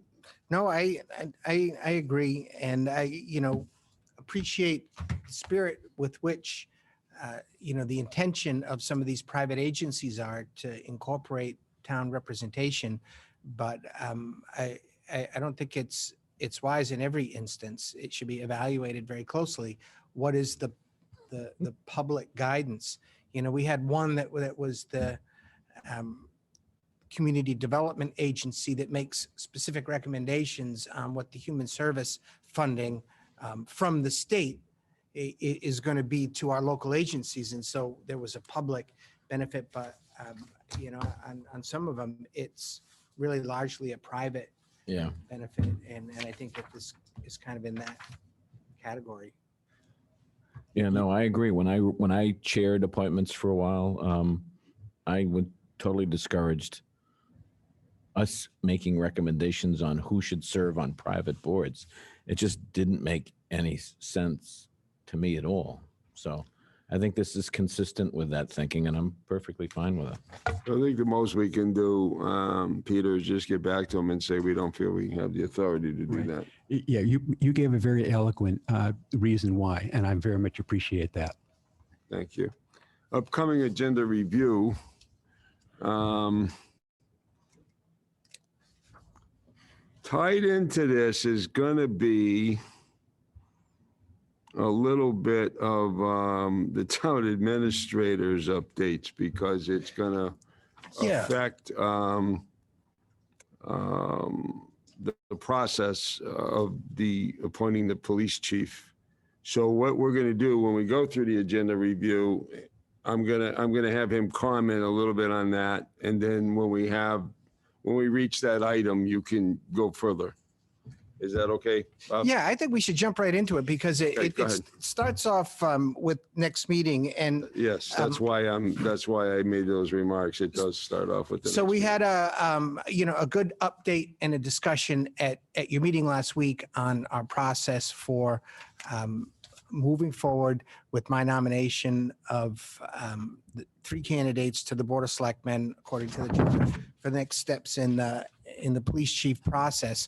After that meeting, I conferred together with the chairman to discuss what the potential time frame is. And we also got together and conferred with Chief Frederickson on some of what his intentions were in terms of the orientation process and things of this nature. And, one of the requests that we received back for input was that if it was possible for the town to make the decisions sooner as opposed to closer to the October timeframe, it would give the department, more time for an orderly transition. So, we looked at the schedule, at everything that we've accomplished, and we sort of recast it a little bit to shorten the time frame.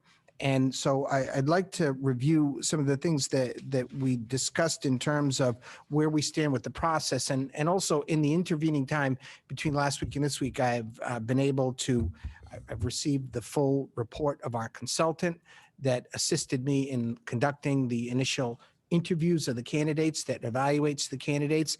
And I've also discussed with the consultant his availability to kickstart this process of moving it into the board's domain. And so we have some proposed timeframes that I'd like to get some feedback from the board.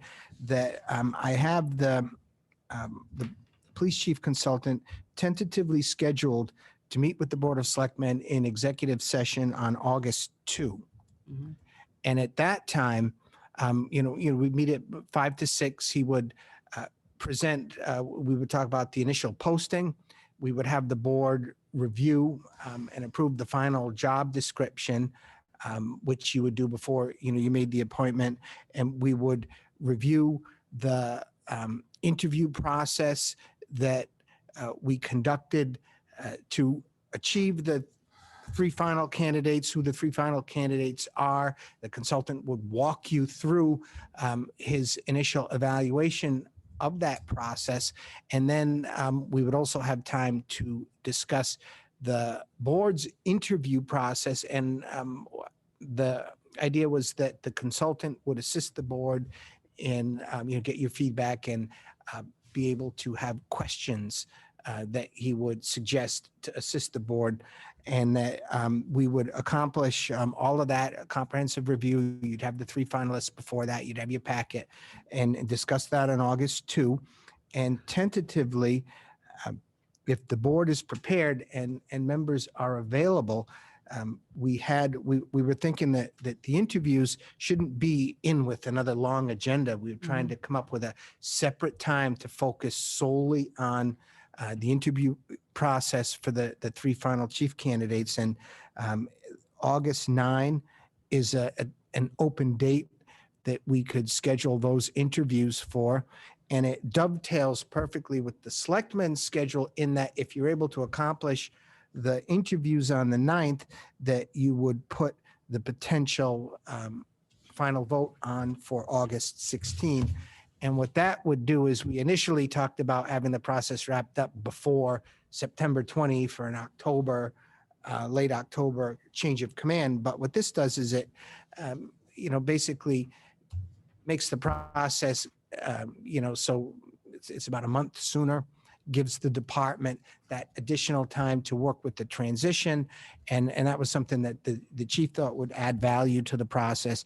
And we certainly are prepared from a technical standpoint to have that information available to the board, to have the consultant in. So that would be a proposed timeframe for that So process. is everybody, first of all, let's look at August 2 at 5 o'clock, an executive session with the consultants. Everybody available for that? We already got a, You okay with that? Yeah, that works. Thank you. Okay.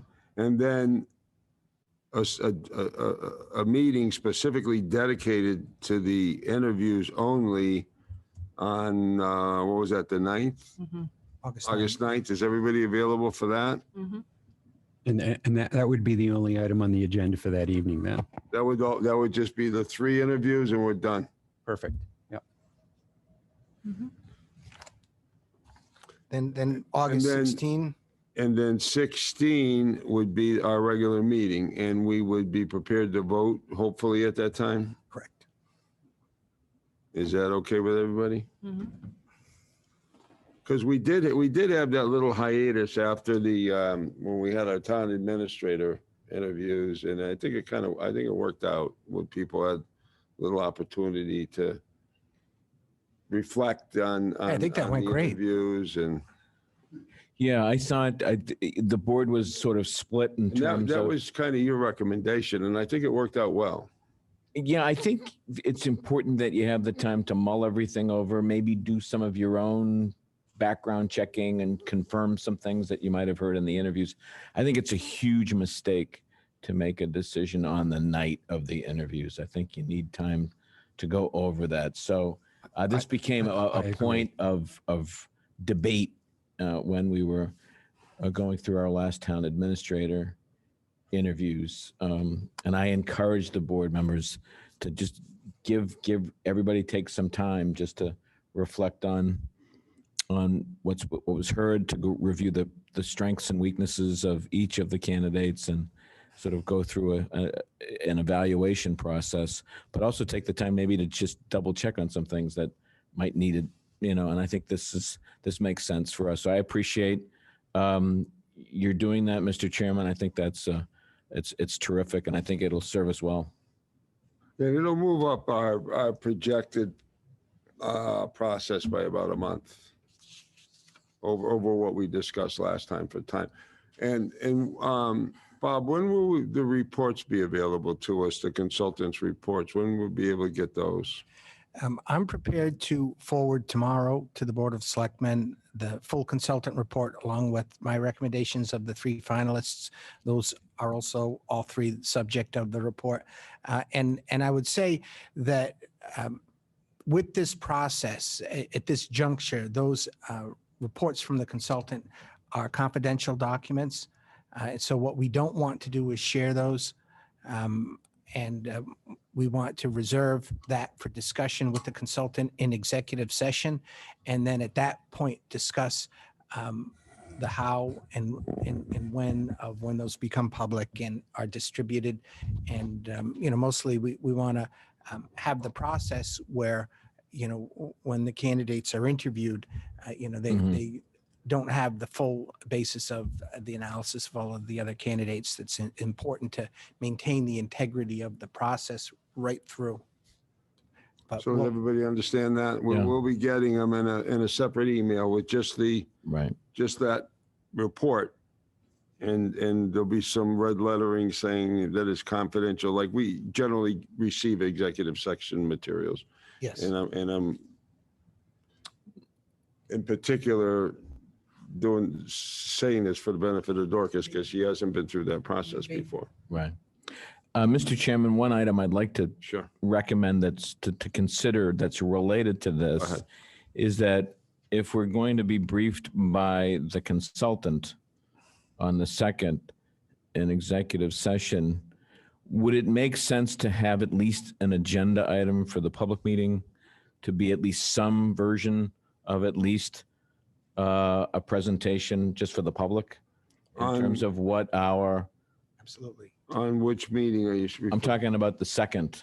So after we get out of executive session, we would put the first item say, Oh, for I instance, see. You're not for a talking about the statement from interview the night. You're board talking as to what the about- game okay. plan is from Right. a public sure. standpoint. Good idea. Excellent. Yeah, I think we should explain to the public where we're at, what's going on, what the process is. And And that what we anticipate happening in the and future. without him getting into the specifics of the candidate, would he, Bob, be prepared to just give kind of a general overview, the consultant himself, maybe? I think that what we would like to do is focus on the process at that point, and not the candidates, but to, let people know, what we've done, where we are, where we're going, what the next steps are. And then when we have the candidate interviews, at that point, we may be able to release the names of the candidates. But then the actual interview, those will be in public. I think that's a very good suggestion. I think we should do that. I don't think Okay. you have any problem having him hold over for a little bit, right? No, I think that would be great, and I think you'll be very impressed with the group, the approach, the results, and I think that the community would like to see probably, the quality that went into it. So I think it would be good. He'll be here probably via Zoom. I would think it would be a remote participation, but I think it would be very positive. If I can get him down to drive out. Where's he from? Northern Mass. Northern Mass. Yeah, so he I would wanted to know recommend if you can I can get get him him down. here, that would, I think that's my preference. I'd rather meet with him in person. I would too. It might cost do me, it. but I think we can do it. Well, Be fine. Let me get a hold of Ed him. Centio's over there. He can help you come up with some travel money. Ed's saying, what's happening to all my free cash? Yeah. So, Dorcas and Peter, you fine with that? Yes. Okay. Yeah. Dan? All right. So that's what we'll do then. We'll figure on having him in at 5, a brief presentation for the public after we're done, probably around 6 or so. And we'll be doing a transfer of a liquor license, which shouldn't be very difficult, I wouldn't think. What else do we have on August 2nd? Anything? Yes, we certainly do. On August 2, the Board of Selectmen will be receiving a presentation on the proposed state revolving fund SRF application that is scheduled to be delivered to the state on August 12. And we'd like to have the Board of Selectmen bless that filing. It's a major milestone in the wastewater project. And I know the team is excited on receiving the approval to make that submission. So that we're going to do that on It's due to be filed with the state on the 12th. the 12th. It goes We'll be voting on that on the 2nd. on the 2nd. It'll be So, an actual vote, right? right, Okay. we won't have the entire 100% completed application, but we'll have all of the, the key All components the of that. bullet points, Yes. right? And the next meeting on the 16th is we've got big items coming up. We're going to be setting the tax rate on the 16th. So there's your tax rate classification hearing. And also a very important presentation with the Mass DOT on the Route 28 construction project. Who's And going to give that update? the whole Mass DOT team is going to be joining us. They'll be here? Some of them are going to be remote. I don't have Oh, the that's full, great. but- Just the actual DOT. but we do have it. It's going to be led by Tom Currier, who's the lead engineer on the project. I know Pam Hasner, she's another Great, great. project engineer. And so, and also the Greenman Peterson, the design firm, will be there as well. So we'll have the complete state team.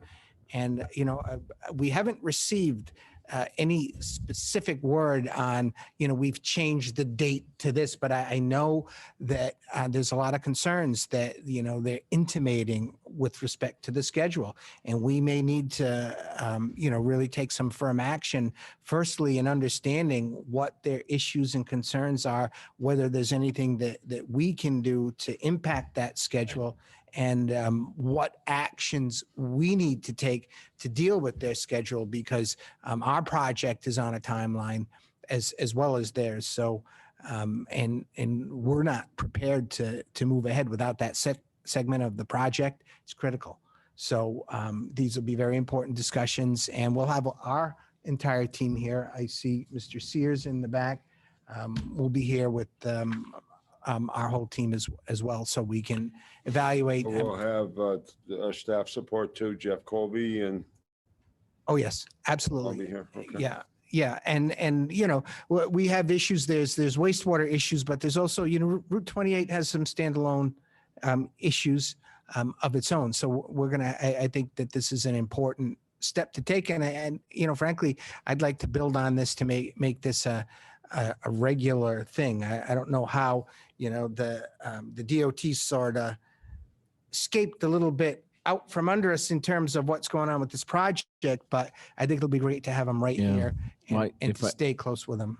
If I can just add, I think they're so used to getting beaten up in other towns that that sometimes it's been challenging for them, I think.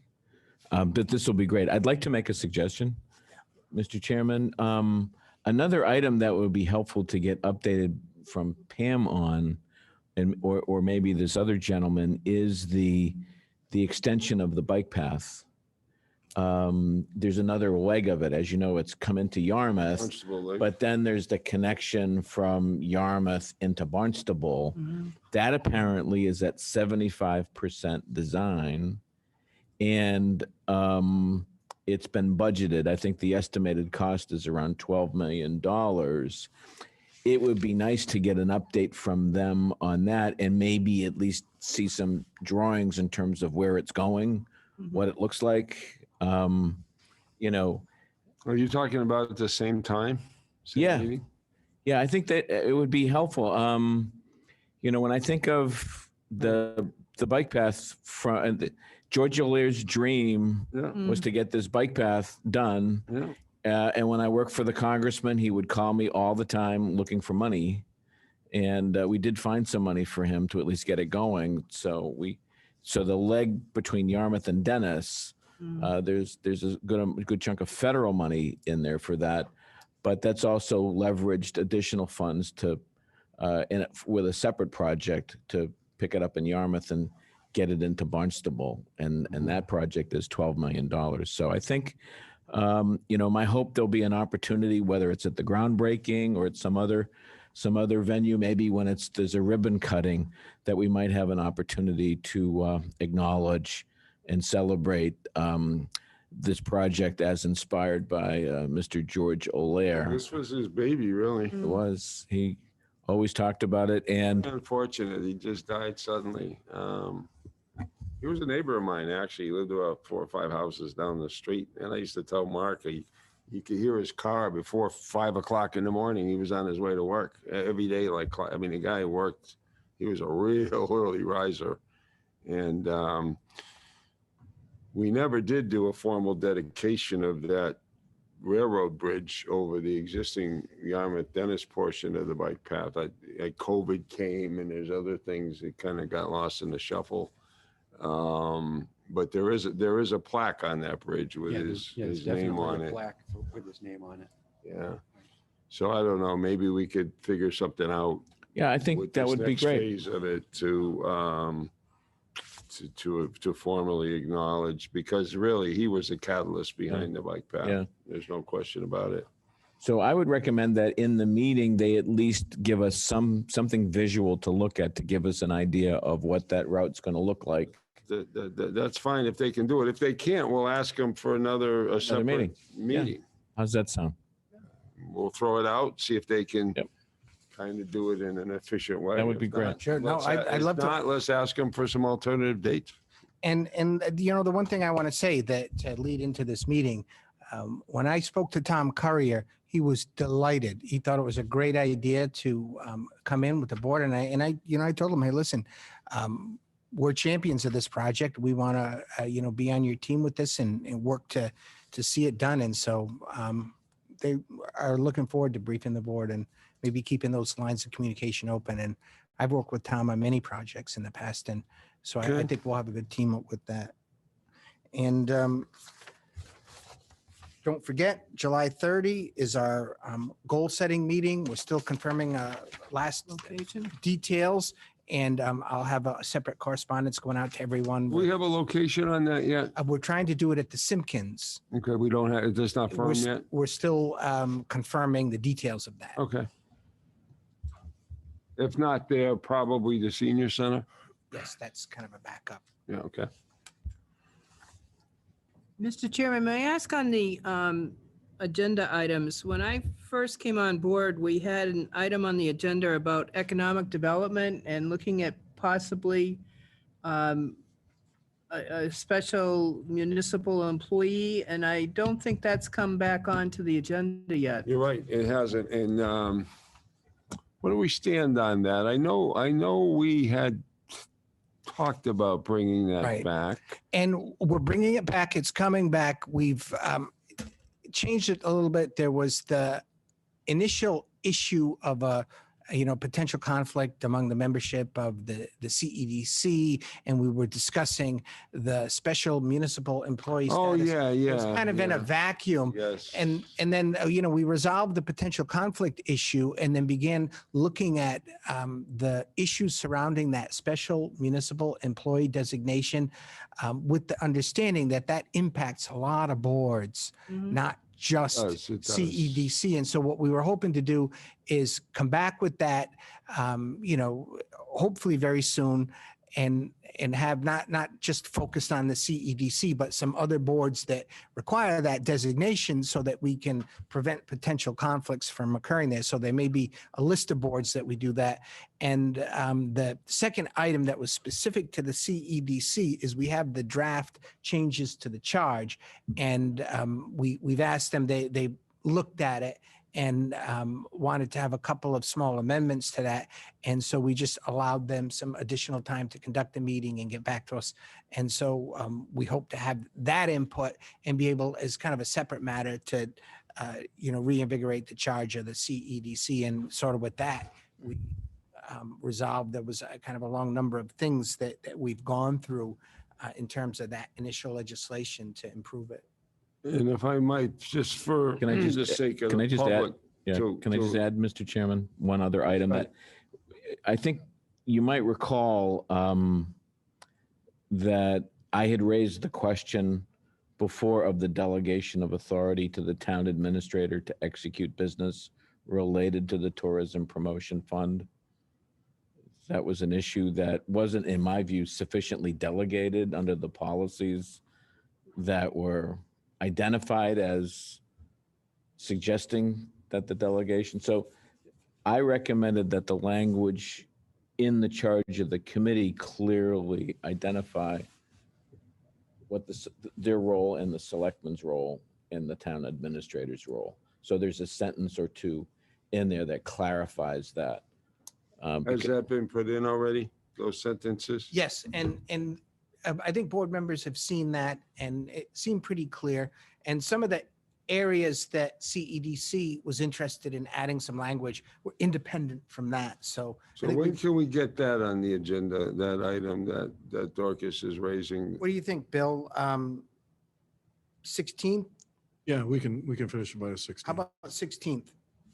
So- Write it in? Wait a minute, let me write this down. August 16, so we're gonna do the charge for CEDC, was that it? CEDC And the charge. special municipal employee designation, both? Those would be two separate items because. But we're gonna do them both on the 16th or no? Yeah, I Yes? don't think I don't think it's a lot of All right. lifting for either one, so. So the charge for CEDC and special municipal employee designation. Right, and that, as Bob said earlier, that might be several boards and not really related to CDC specifically. And just for the sake of the public, we're saying what's going on with these boards. First of all, the selectmen cannot be designated as special municipal employees. We can't get involved in representing outside groups with any department in the town. For example, I can't take a criminal case when the Yarmouth police are involved. The very first time I was elected, I got a call on an OUI in Yarmouth. And the first thing I said to the guy is, What town? I was hoping he was going to say Dennis or Barnstable. He says Yarmouth. Sorry, can't do it. So if you're on this board, you can't represent any outside interests. But to give you an example, when I was on recreation, we were designated as special municipal employees. So I couldn't represent anybody on any recreation matters. But let's say I wanted to represent Mark and he was not a selectman in front of the Board of Appeals to get a special permit, I could do so because it really had nothing to do with my town involvement. It's that kind of thing. It makes a lot of sense. Absolutely. Yep. So we'll get that. And do we have we identified a number of committees that are seeking that designation or would like to have it, or we think would benefit from that? Yeah, more accurately, the third item that we don't have a list of people that have requested it, but we're sort of evaluating a few of the boards that would benefit from that. And so, there's a number that have received that designation already. There's a number that we think in the short term could benefit from that. And the Board of Selectmen, reserves the right in the future to make any other considerations Sure. if the issue comes up. Mr. Chairman, don't you think in terms of if this were to come up again in the future, wouldn't it make sense to identify the interest seeking the special municipal employee designation in their rationale? I think Sure. this gets back to the whole issue of our agendas and clarity. I honestly think that rather than just putting a blank designation on the agenda, if this is something that is still being sought, my recommendation would be that on the agenda, the individual, the party, the committee, or whoever it is that's looking for the And designation, to tell you the truth, actually it be named. it really, at least what I envision just sitting here responding to your question, really would be more germane to people who in their professional life represent others in front of boards, like attorneys, surveyors, engineers, architects, people like that. Somebody who doesn't do that for a livelihood, I don't think it would affect them. Mhm. No, but I just think in terms of posting on the agenda, it should be abundantly clear Yeah, no. what it is that's exactly being done. The more information you have, you're always, the better off you are. And not only that, but it's also a moment to learn and see what the needs of these people are. Right. Sure.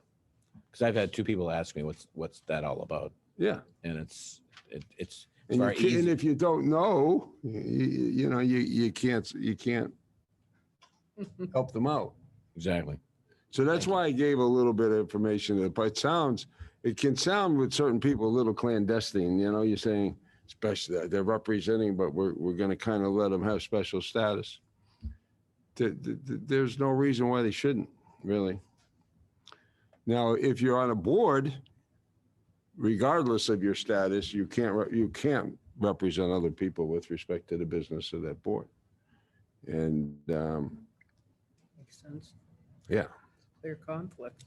And even if you leave the town, or like I know in the Board of Appeals, for example, David tells me that if he sat on a particular matter and somebody consults him, let's say there's a variance that was given 20 years ago and they wanted to expand upon that variance and he sat on that case, he can't do it.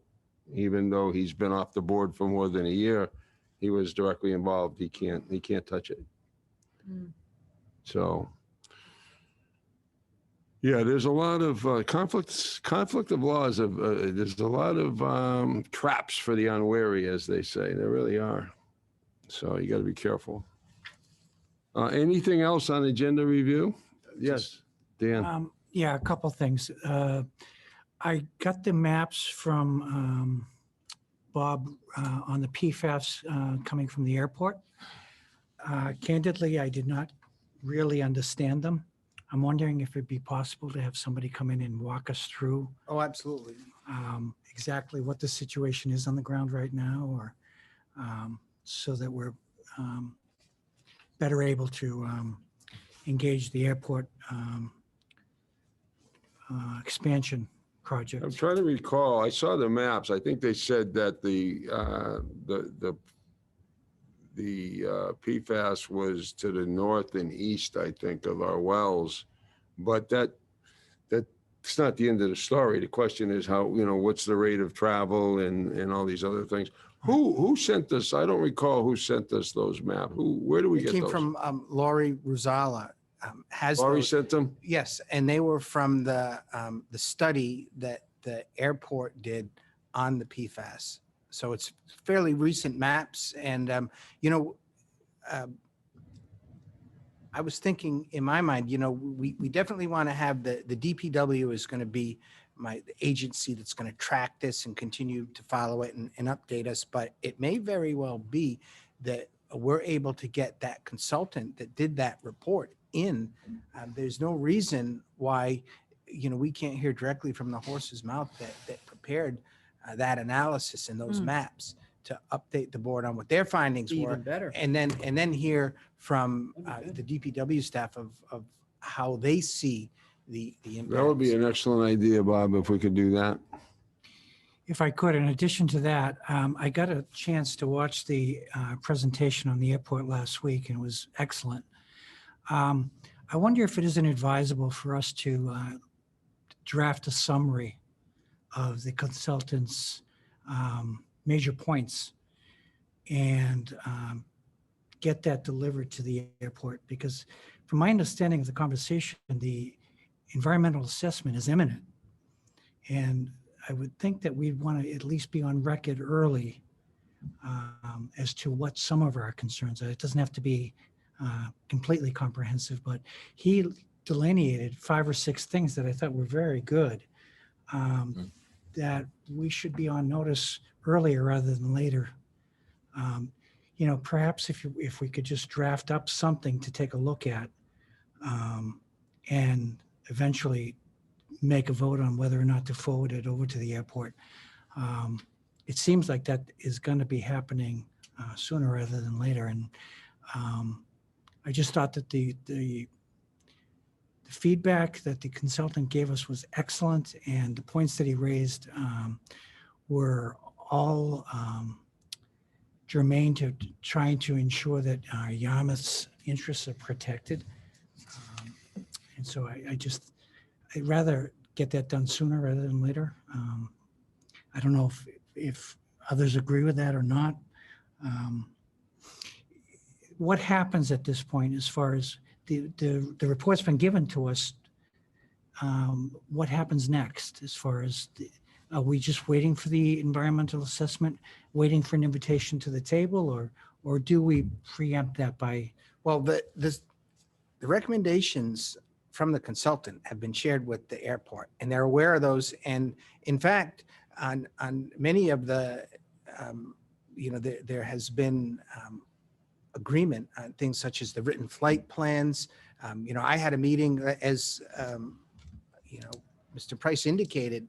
We went right in and we met with the manager of the airport and pulled in the head of all of the air traffic controlling and went over, his recommendations. So it's been a process where there's been a lot of back and forth, and, but there are some specific comments we need to make on that environmental assessment, such as exactly how the data is being analyzed, and the perfect example is in their report. It was great to see, it's kind of an industry standard to do the calculation of average noise, which is over time.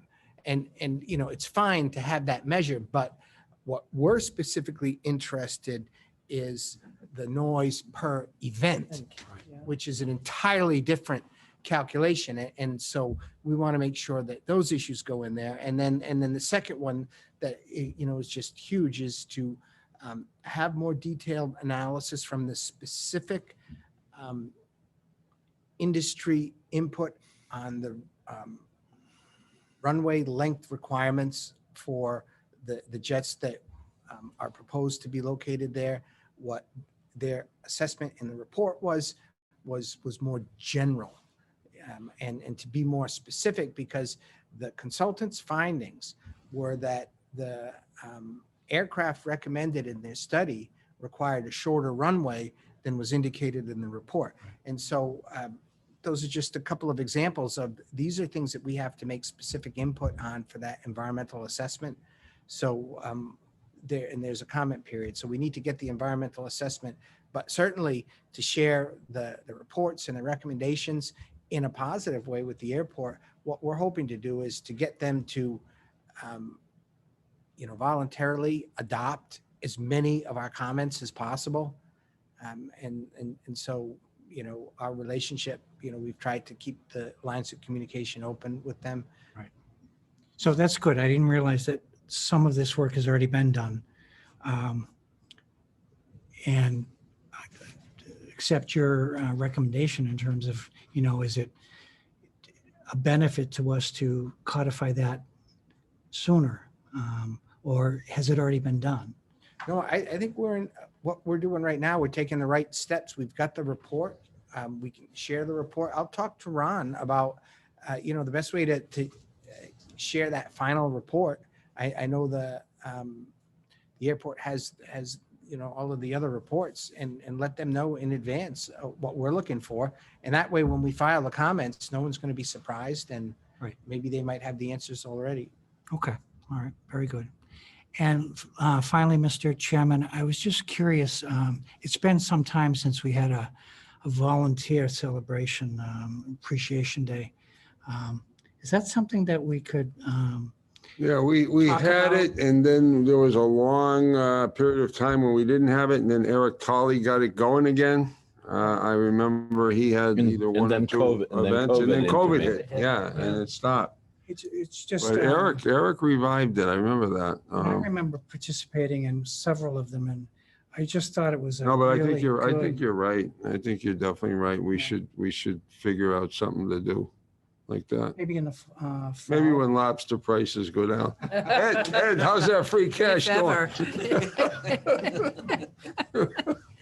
That's all. Yeah, a fall date would be good. Yeah, Bob's making notes on that. I think Yeah. you're absolutely correct. We should definitely do that. Yeah, but COVID's been the issue, Dan. I think it's come up before. We've talked about it. It's just, it usually comes up when we're all wearing masks. I mean, I've always felt that, we get a lot of focus on what we do.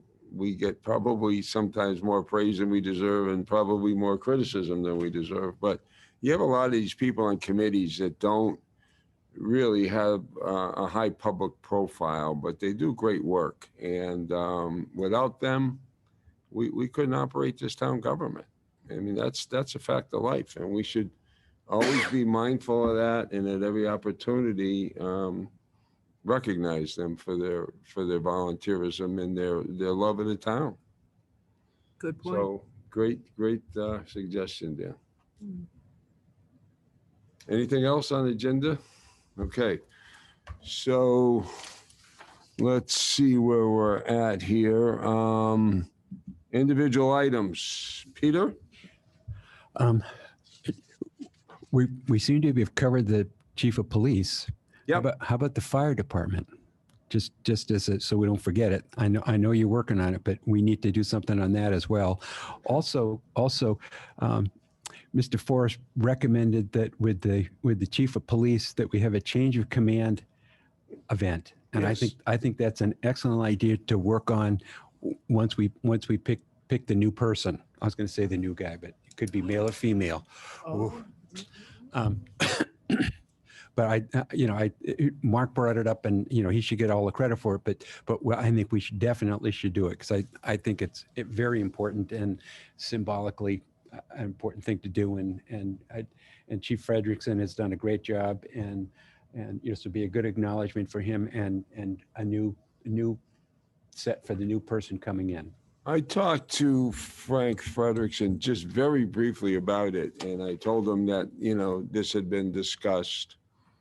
And he said, yeah, he knew about it because he had talked to Mark briefly. And so I said, well, did anybody talk to you about that? And then he just kind of laughed and said, well, my wife's planning a retirement party for me. He said, I'm not going to plan one for myself. But, he was more interested in, I think, the process of at the time we spoke about where we stood as a board with respect to going forward with our selection process. He was more focused on that. But he's aware of it, and he certainly didn't say anything, to lead me to believe that he wouldn't be very happy and welcoming of the idea. So, Mark, you've seen it before in the Coast Guard context, correct? Yep.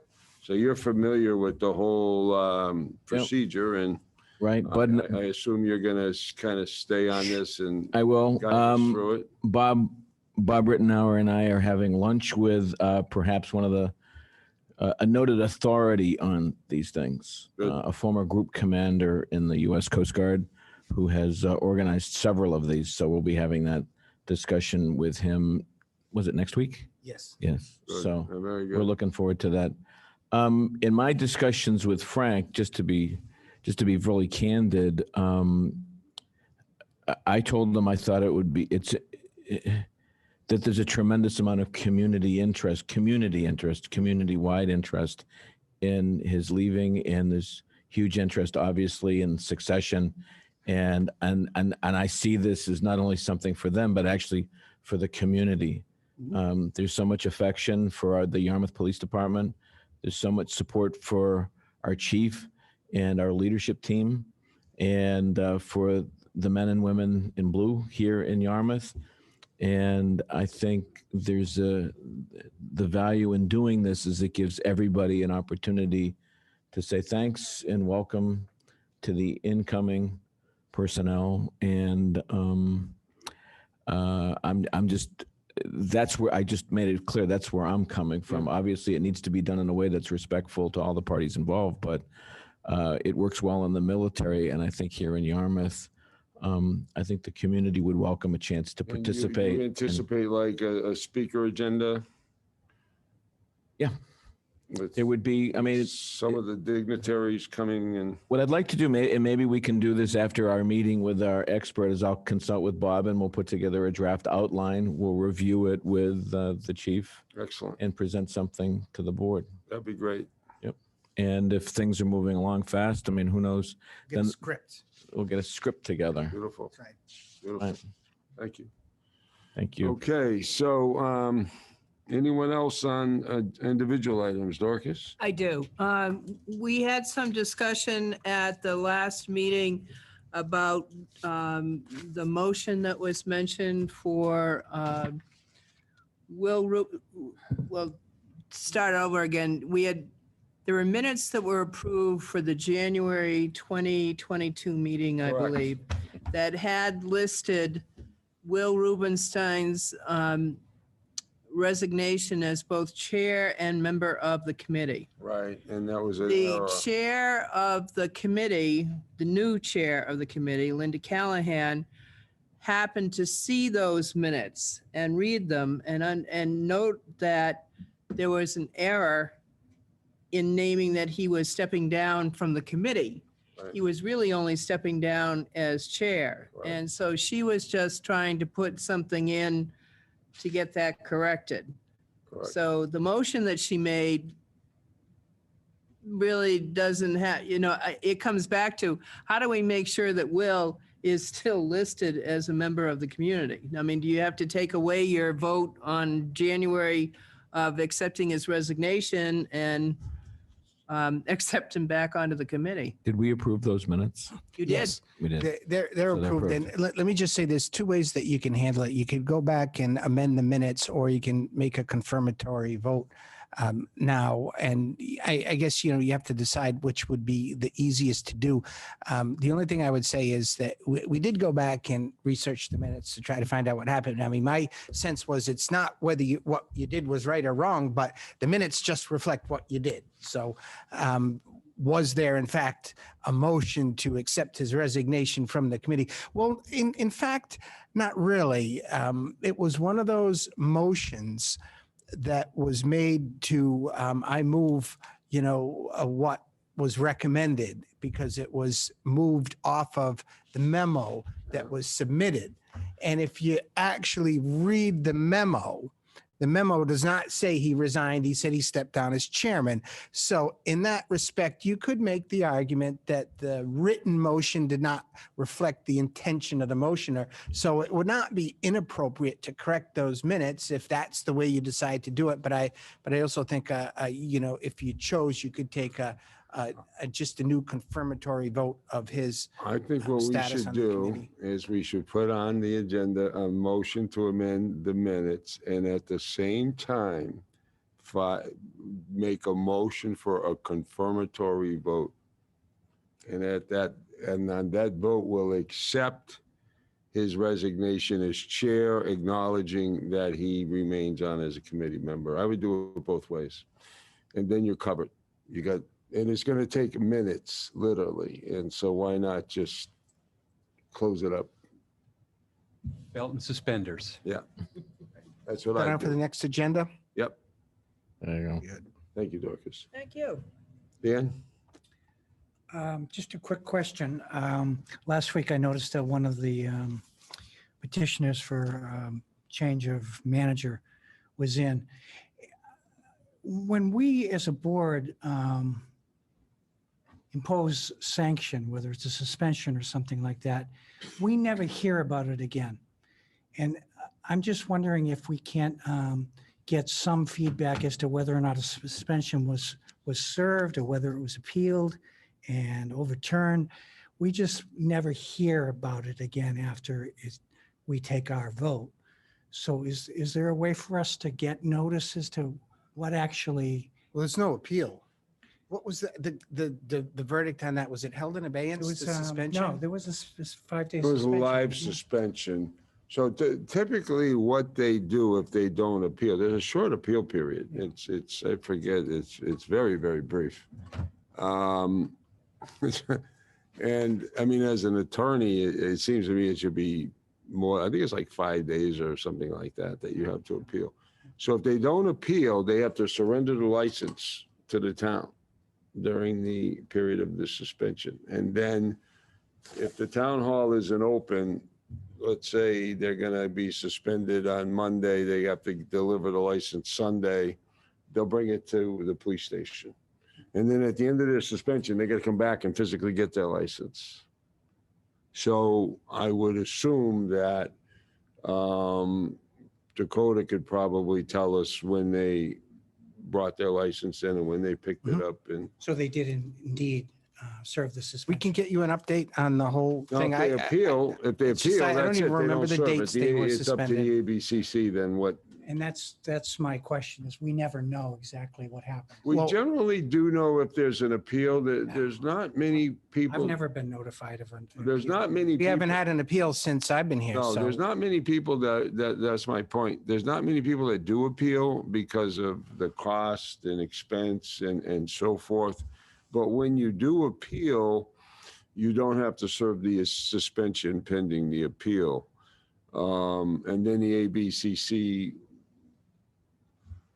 they impose the final penalty. It's not a question. Let's say we suspend somebody for 4 days. It's not all or nothing. The ABCC says, okay, we agree you violated the law. You got to serve your 4. No, they can say, we're gonna give you 1 day. Or we're gonna give you a day and we're gonna hold it in suspension. Generally speaking, and I emphasize those words, generally, they're more lenient than the local boards in terms of what I see. I think what Dan is asking is if in fact that they did give him, surrender the license and then get it back. Yeah, well, if they didn't, that's a problem. Well, we'll find out. We'll find out and report back. Is that what you were asking, appeals, Dan? which again, there's not that many of them. We generally find out because town council's involved and he has to get into the mix. Really just looking for some certainty as to what happened. Yeah. Because No, good point. what if it was appealed and they only got And 1 they- day? Shouldn't we know that? Yes. You know? Or But conversely, if they didn't actually. You wouldn't get a hearing this do it. quick. You'd be Yeah. talking probably 6-7 months to a year out 'Cause I before. think that was the third case of suspensions that I've sat on. I don't And recall I just what the I just number have never was. heard of music room. That- Yeah, music room was, There was another one. Just for I point think of- music room was held in abeyance, wasn't it, their suspension? Or was it live? Yeah, it was held in abeyance, and if there were anything else that happened, then it would be pulled. Right. Anyway, Yeah, anytime a license penalty is held in abeyance, if there's let's say there's a future violation and the board says, we're gonna suspend your license for 2 days, and let's say we were holding a 2-day in abeyance, they'd have to serve 4 days. okay, thank you. But that's a good point. We'll try to keep the information flowing a little bit better on these license things. Anyone else, Mark? Yeah, Mr. Chairman, real quick. I want to, I noticed in our consent agenda packet, a request on pickleball from Beth Deneen. Yes. And I just want to give a shout out to her for organizing this pickleball championship as a way to raise money. This pickleball tournament that she's organizing Yeah. in recognition of Breast Cancer Awareness Month in October, for organizing this and raising money for those in need of help suffering breast cancer. It's. I know we're going to act through the consent agenda very quick, but she deserves kudos for stepping in and organizing this event. There's a photograph of the women participating in last year's tournament, and they're doing it again, which is great. Another item is a shout out to Peter Carnes. Friday, they had the graduating ceremony for the most recent police academy. And from what I understand, it was an outstanding event. I could not make it. I really wanted to be there, but Peter told me that it was an outstanding event with tremendous energy. You had literally new police officers coming in. Many of them will be working in the towns as summer, or are working as summer police officers. You'll see them. And Peter has worked just so hard to keep the academy program going. The unfortunate thing is that just given some of the problems in the county, that this may very well be the last time we do police training, a police training academy at the county. And the discussion there probably should center with the Assembly of Delegates. There's just opposition within the Assembly for fairly significant opposition to sustain this kind of training, which is unfortunate because this is actually something that is so critical and so important for the towns. So this may very well be the last graduation. And once again, Peter is going through all sorts of hoops to get this particular cadet class underway, and is working on finding some alternative plans to sustain municipal police training on Cape Cod. So hopefully those come together well. The last item is the Hyannis Park Civic Association. They had their annual meeting on Saturday. I attended it. Obviously, as you know, their issues involve airport noise, hospital expansion plans, and traffic. And they had Laurel Shader there from the Silent Spring Institute to give an update on what's being done in Massachusetts and locally to address PFAS groundwater contamination. She gave a terrific presentation. It was a great meeting. And so I spoke actually wearing my other hat as the chairman of the Cape Cod Conservation District, and because we have plans to fund, and we also have support from the state to do a fairly robust wetlands restoration project in those abandoned cranberry bogs next to Cape Cod Hospital. So that work should, it's investigative work. A lot of assessments are being done to sort of look at water quality, look at the soils, look at the condition of the bog. And then after that work is done, there'll be a series of public meetings and public discussions to begin getting some ideas on what's the best approach in terms of restoration. So that project is unfolding. They're obviously very interested in that as well. So I was there to show the flag, and they were very appreciative, by the way, very publicly, the leadership of the group, very appreciative of the select board's role in addressing some of the issues that they're very, very concerned about. They basically made the point that the select board is more or less on their side and engaged in the issues that they're concerned about. So the vibes there were very good. So those are my items. Thank you. Thank you. I would like to share Mark's recognition of Beth Deneen for doing this pickleball event. I think it's going to be in the fall, if I'm not mistaken. October. Beth's a very caring individual, and I commend her for doing this. I'm glad that we can help her accomplish this and waive the fees, and only too happy to support that. So that's it for, oh, by the way, on this waiver of a right of first refusal, Bob, on the consent agenda, do I sign off on that? Because there's a form in the packet. Who signs that? It says Town of Yarmouth by, and there's a signature line. I think It's, the town administrator signs that. Is that who signs it? Because it was in, the reason I'm asking you, it was in our file, and it's got a, One of those one of little those stickies. sticky indicators that it should be signed, and I don't know who's supposed to sign it. It just, It'd be fine if the chairman of the board signed it, as long as the board votes it. yeah. That's the key. I just don't know. I don't really care who signs it. I just wondered if I should sign it before I leave tonight. Doesn't or- have, because the one I have was- doesn't have a name. Doesn't have a name, just as for the town? It just says by. It just says by. Does yours have a name? No, does not. And I have all the deeds and everything. And Is Ed still here? Does he know? Ed, do you know who signs off on this? Which was that? On the waiver of the right of first refusal on 91-93 Weir Road from the Harwich Ecumenical Council for the Homeless? I do not know. Mr. Chair, I move that the full board authorize you to sign it on behalf of the board. We could have a second? That. All in favor? Aye. I'll abstain. 401, I'll sign it. It's my free act indeed, by the way, because it's going to be notified. You should move the consent agenda, right? Yep, someone wants to. I'll move it. I'll second it. All those in favor? Aye. Anyone opposed? So that passes unanimously. Who's got the packet with all the stuff It's in over it? there. Bill has it. Want to pass that over to Bill, please? Okay. What happened on my agenda thing? Let's see. Further? well, let's see. We talked about We the have police left. chief. We did follow up. We had that great meeting with all of the Cape Town managers and the DEP. And so I'm trying to see what, oh, here it is. good communication. So and, we did. We talked about consent, SRF. We talked about goal setting. waiver, Oh, here, one donations, other item. town administrator.